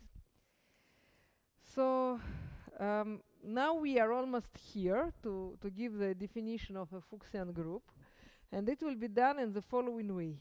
That we have a structure of a metric space now on PSL2R, but apparently it's also a topological space. So we are ready to define a convergence. In order to see the topology there, we need to say who are the Cauchy sequences, and so we will define the convergence.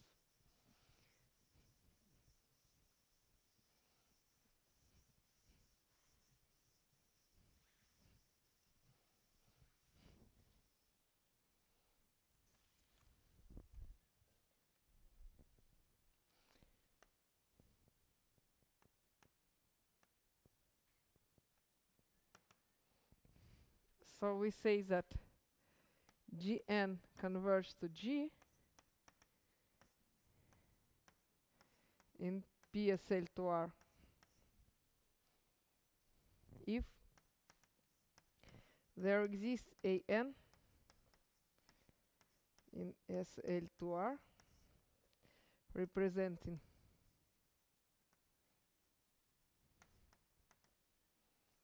Gn such that lim An minus A is equal to 0. N, of course, goes to infinity, and this norm is the norm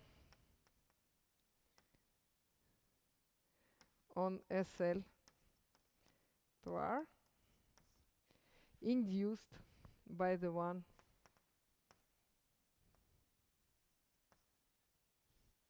in R.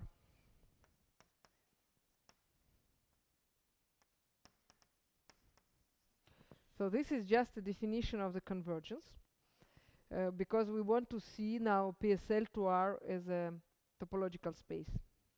So now we are ready to give two main definitions. So the first definition is that subset gamma of the isometries of our hyperbolic plane is discrete if the induced topology is a discrete topology.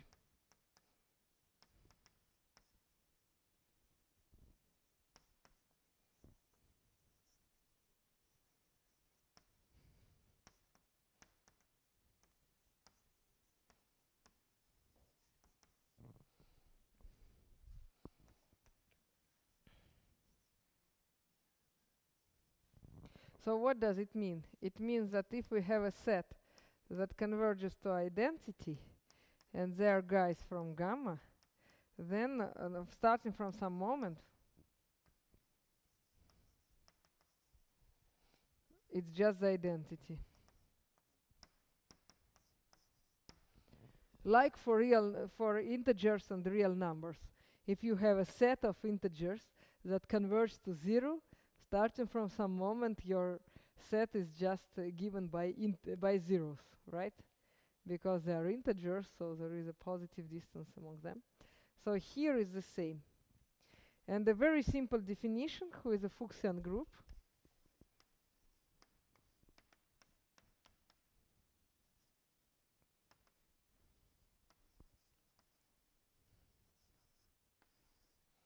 Fuchsian group is a discrete subgroup of PSL2R.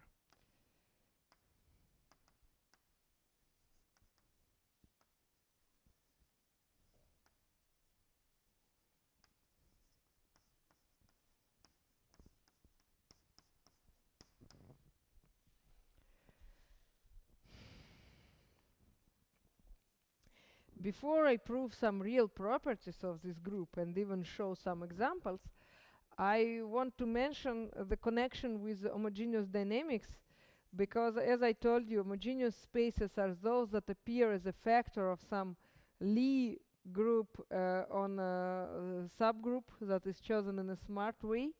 So typically these subgroups are lattices, discrete subgroups of Lie groups. So here is a kind of opportunity to learn how do things work on a particular small baby example for a very particular subgroup.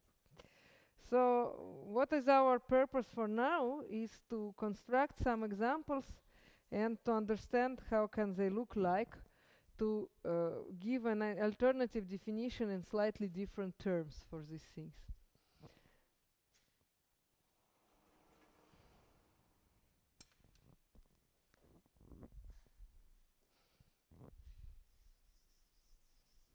In the Google Classroom, I will provide you a list of recommended books and articles, so that if something is not clear, you can take a look there.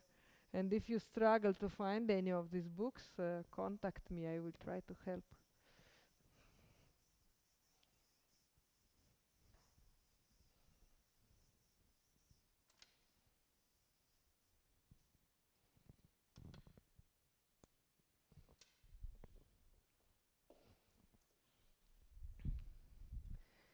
So first, some abstract framework. If we have some locally compact metric space,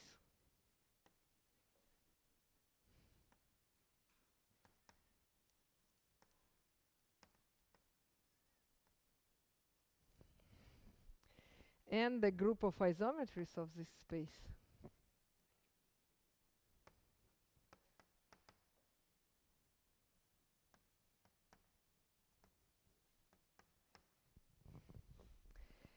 then we give a definition. So a family of subsets of X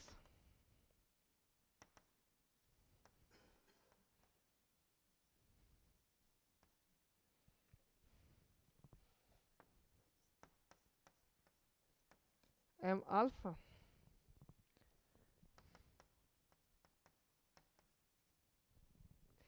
is locally finite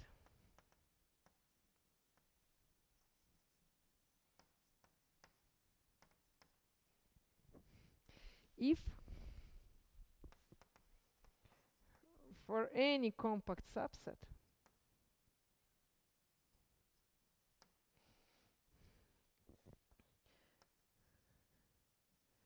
M alpha and subset K in X, M alpha has non-zero intersection with K only for finite number of alphas.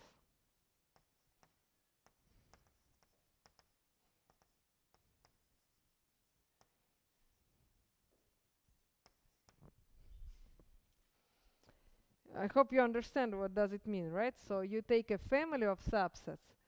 They can be different, but if you take any compact, only finite number of them has non-trivial intersection with this compact. So that's what it means to be locally finite. And another definition. The definition of properly discontinuous action. So you look at the point of your space and you look at the G orbit. It's the same framework where G is a group of isometries. So this is what we call orbit, like in our previous lecture. And we say that G acts properly discontinuously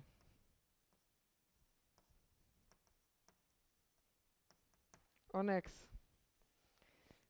if the G orbit is locally finite.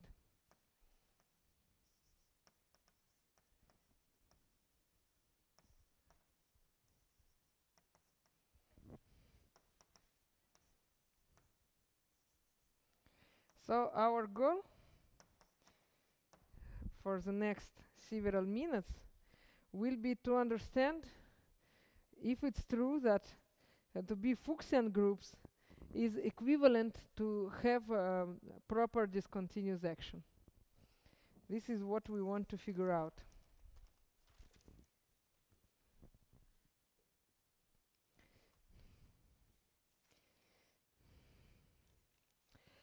Since our set X is locally compact metric set, we know that proper discontinuous action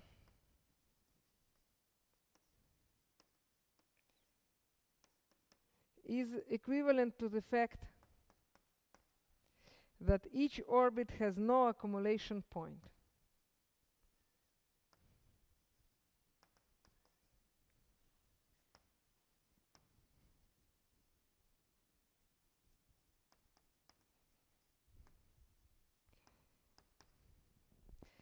And the order of the stabilizer of each point is finite.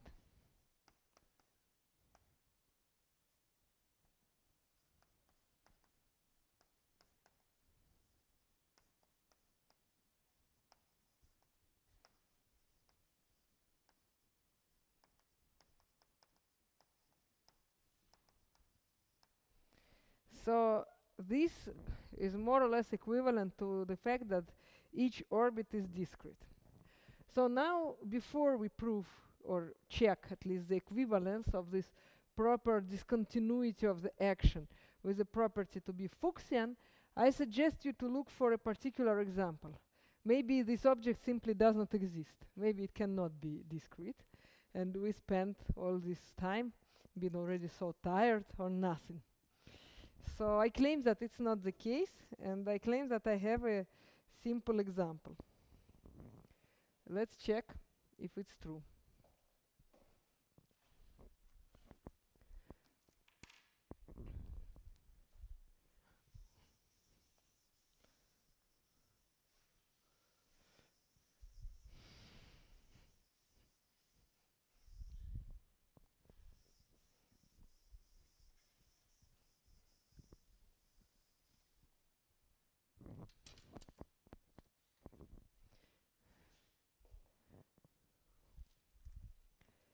So example.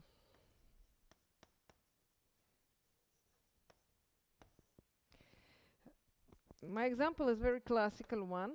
I will do as we like, namely apply PSL to R transformation, but it will be not just PSL to R, but PSL to Z.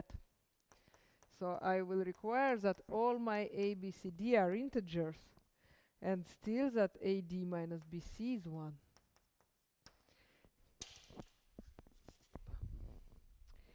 So this is called the PSL to Z. It has a special name. It's a modular group.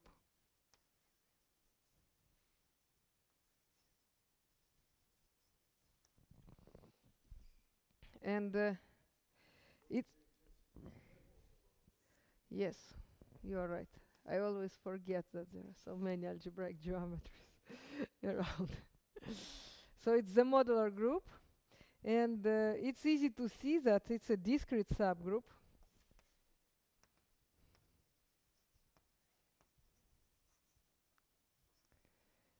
Of PSL to R. So it's a Fuchsian group.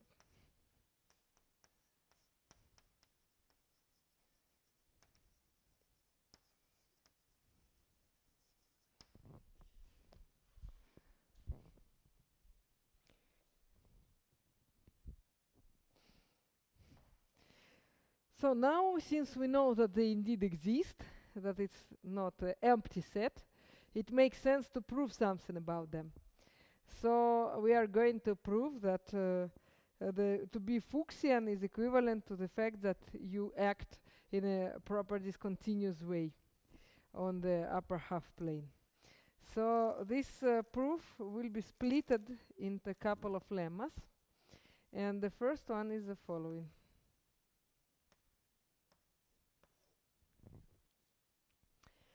Take a point and take a compact set.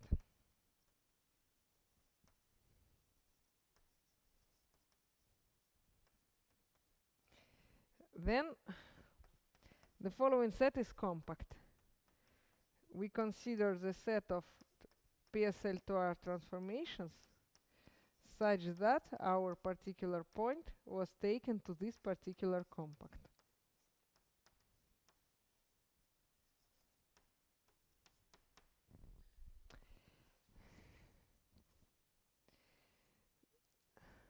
So let me prove this lemma first.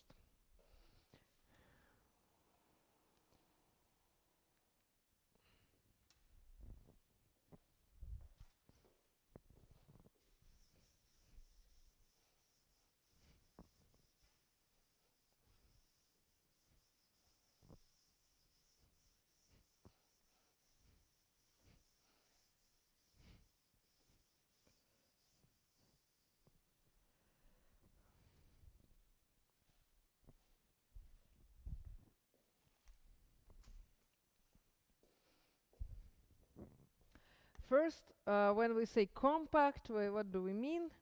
We mean the topology that we inherited from SL to R, the topology on PSL to R.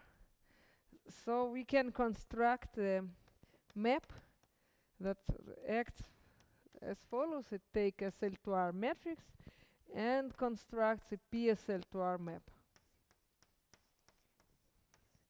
It takes a matrix A, B, C, D and does this AZ plus B, CZ plus D. So this is T. And this map is continuous with respect to the topology that lives on SL to R. So now we want to show that E1, which is the set of matrices with this property, such that AZ0 plus B on CZ0 plus D is in K, that this A1 is compact. Then if we succeed, since it's a image of the compact set under the continuous function, then the image will be also compact. So we need to check this. Wanted. Now, in order to be happy, when we prove that something is compact, what do we need? we need its boundedness, and we need that it's closed, right? That's what it means to be compact in the case of nice topology. So we will first check that it's closed, and then that it's bounded. To be sure that it's closed, we find the beta from SL to R to H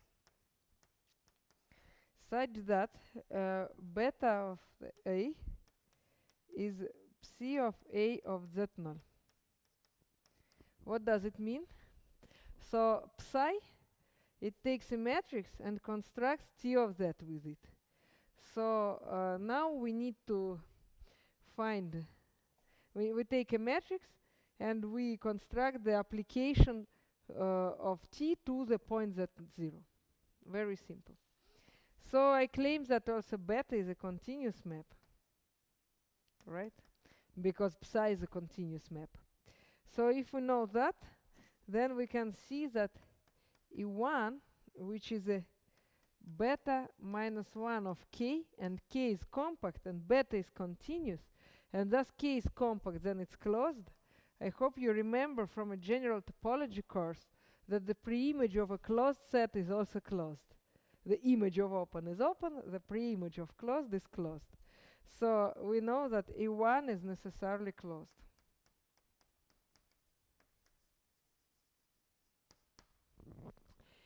That's good. So now what about boundedness?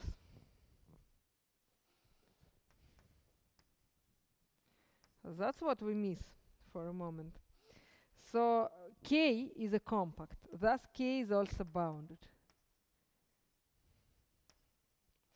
If K is bounded, then there exists the constant, the positive constant, such that A Z0 plus B on C Z0 plus D will be smaller than M for any A, B, C, D that belongs to E1.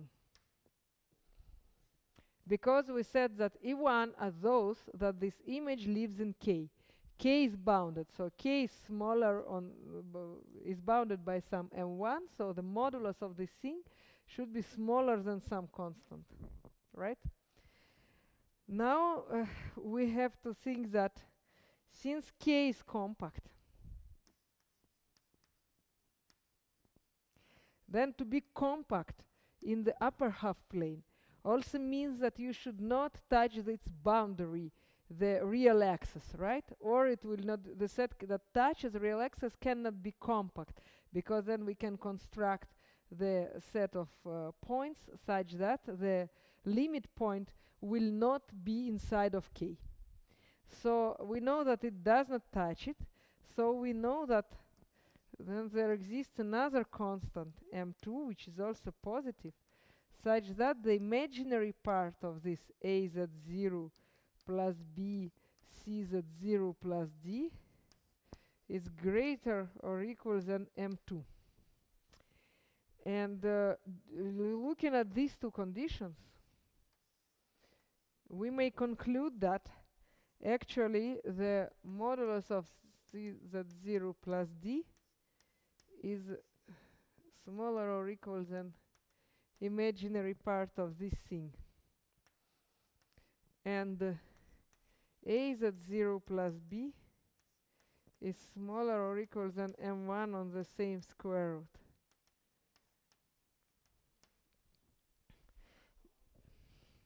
Because you had these conditions. So knowing this imaginary part we already computed a few times.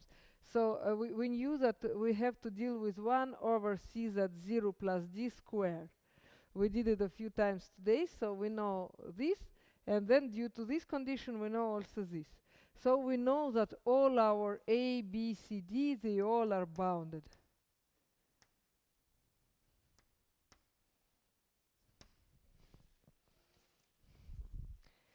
So we are done with this condition. And we proved our lemma. This one is checked. Now it's time to understand why do we care and to prove our main result about Fuchsian groups for today.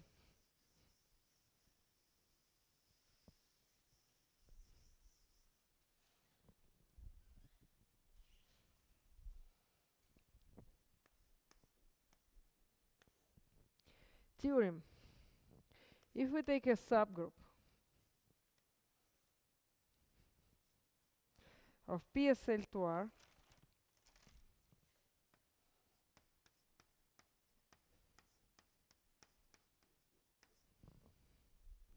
and gamma is a Fuchsian group,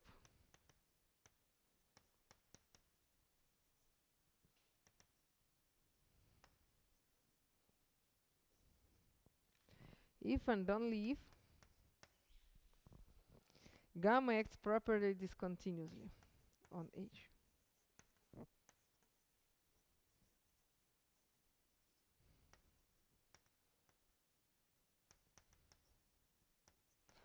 So why is it true?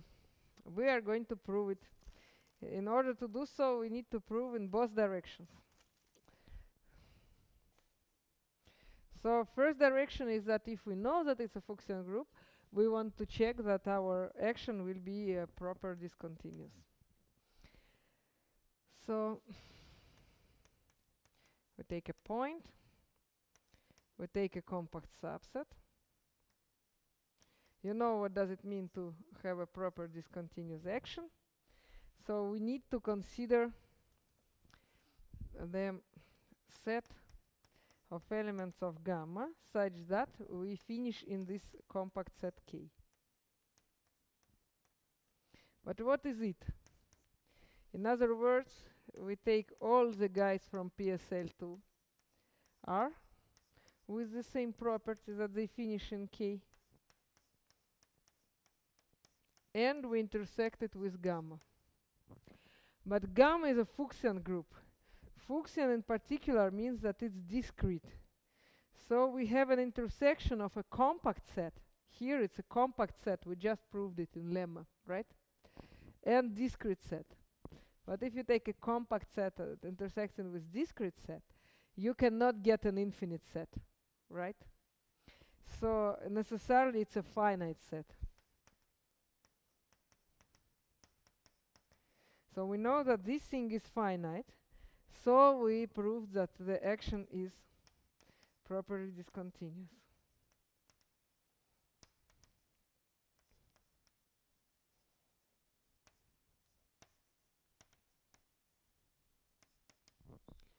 It's one direction.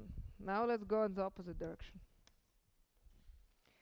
So gamma acts already properly discontinuously. And we want to check that it's Fuchsian.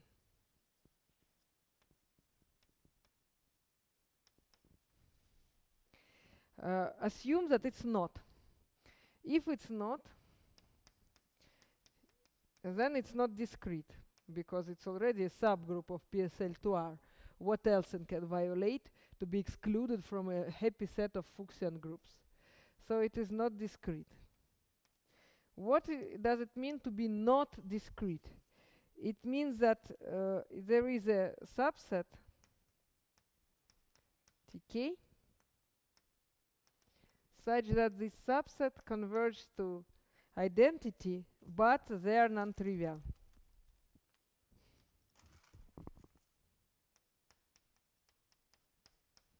And this is an infinite subset. If they are non-trivial, then there should be a point which is not fixed by any Tk.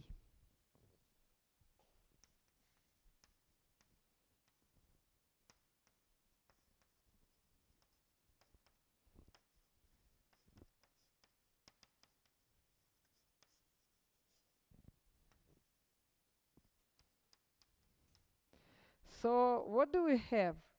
We consider Tk of S. They are all different from S, but they converge to S because we have a convergence to identity. Thus, it's a contradiction with a proper discontinuous action.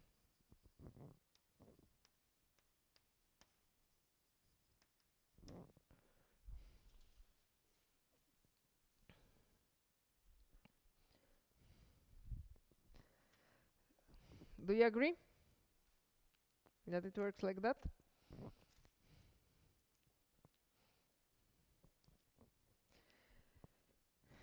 So we checked it, and now we know that to be a Fuchsian is equivalent to have proper discontinuous action on H. So we are almost done for today. There is just one more short plot that I want to start now, and then I will break it into two parts, and the second part will happen within 1 week. So I want to discuss the notion of the fundamental region of the Fuchsian group.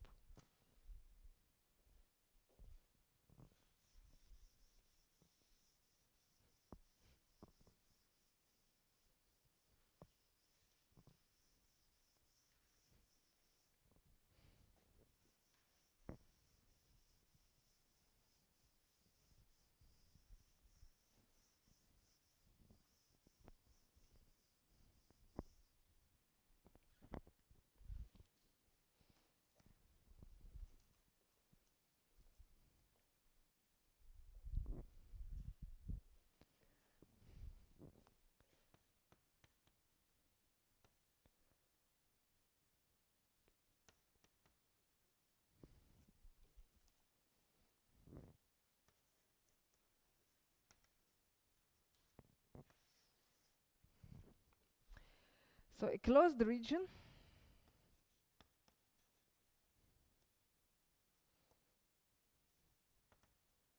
let me denote it by FR to avoid to write it up so often. So a closed region F in X is a fundamental region for a certain group gamma, that X on X, if, and there is a list of conditions that we will write up and then discuss. First, we want that the union of T of F, when we consider all the T from our gamma, covers the whole X. Something rather natural, right? You want to be sure that if you consider all the images of your F, you will cover the whole space. So F should be big enough. At the same time, you don't want F to be too big, so you don't want them to overlap. What does it mean to overlap? It means that if you consider the image of your point, which is not done by this means just that you exclude the boundary. So if you consider the set and its image, they can only intersect at the boundary and not somewhere else if your map is not trivial. So df, which is f without its interior part, it's a boundary.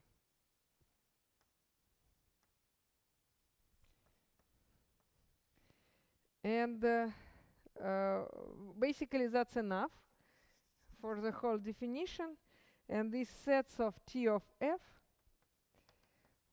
it's called a tessellation of X.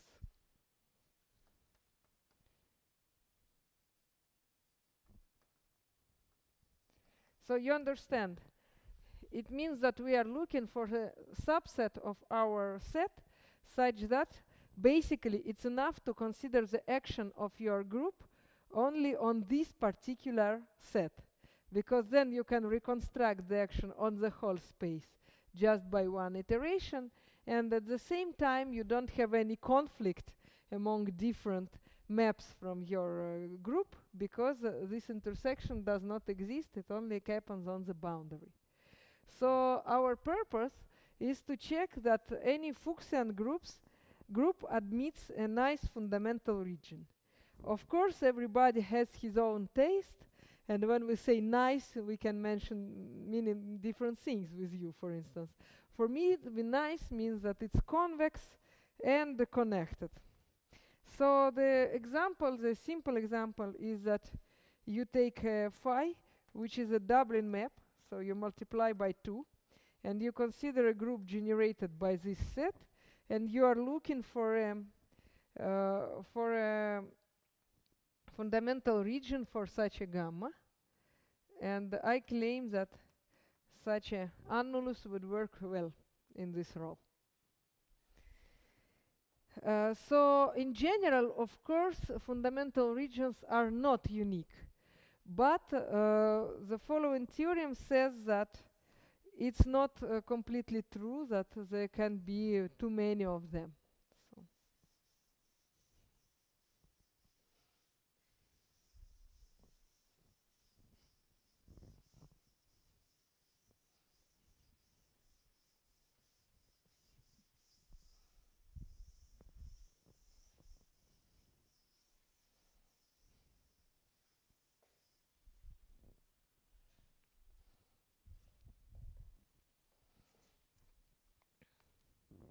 theorem. F1, F2 are two fundamental regions for a Fuchsian group.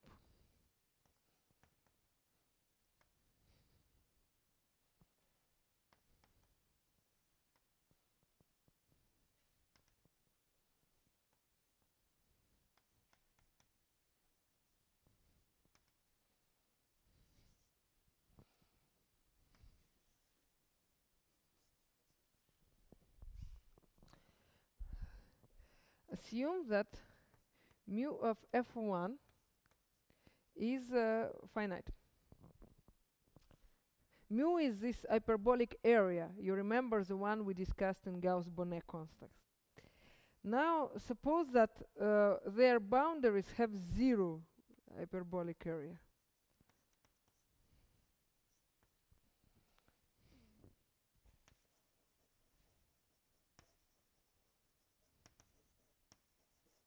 It's not such a strong assumption, right?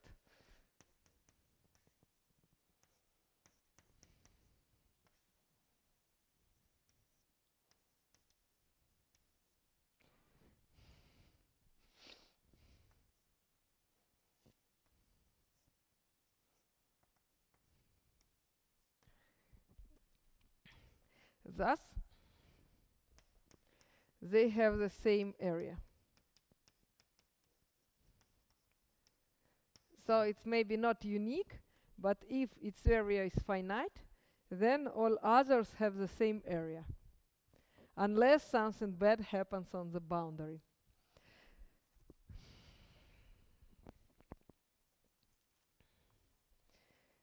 So the proof will work as follows. We will try to prove two inequalities to say that one has a smaller, not greater area than another one. Then switch their roles and arrive to the same inequality, but they will be already in the opposite positions.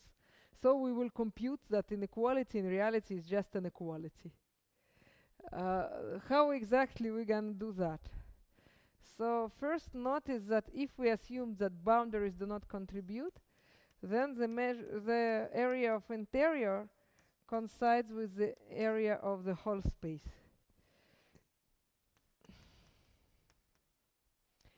Now, F1 is contains the intersection of F1 with the union of the images of the interior. So we know that this gives us the whole space. So if here we consider just the interior part without boundaries, then we get maybe a little bit less than the whole space. So when we intersect F1 with this thing, we get F1 or less than F1, right? So we have this inclusion. Now what can we say? We can include F1 under this union. So we will have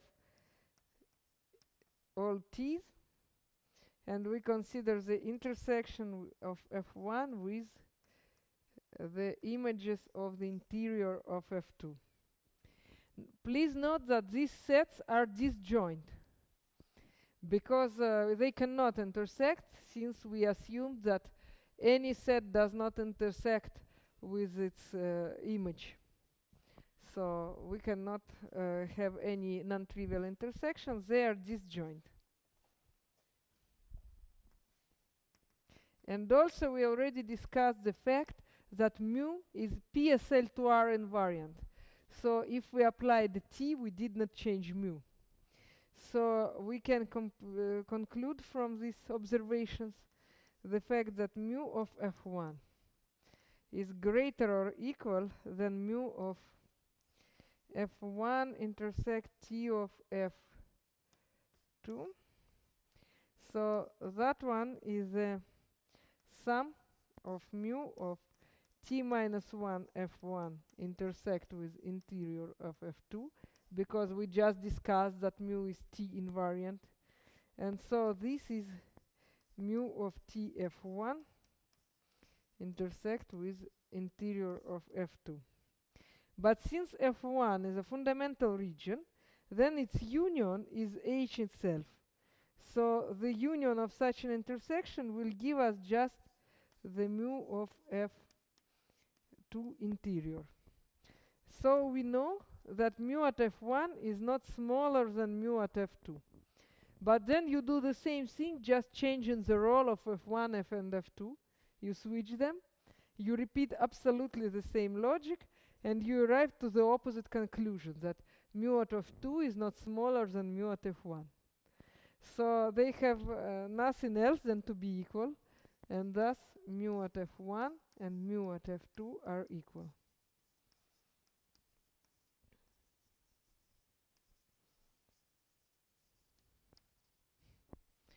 Okay. Now please be aware that this theorem is nice, but it only works for the case when this thing is finite. Of course, we use it a lot for our inequalities. If it's infinite, it does not work, and you can find an example when it's infinite very easily. You just should generate your Fuchsian group by translations. Like you consider phi of z equal to z plus 1, and you have already the contradiction. So if your region is compact, then it has finite area. But the opposite is not true, as Gauss-Bonnet formula tells us. So our goal for the next time is to provide the description of the fundamental region in general case, and to consider some particular subclass of them. I think I want to stop here today, because people will be otherwise too tired. Thank you for your attention.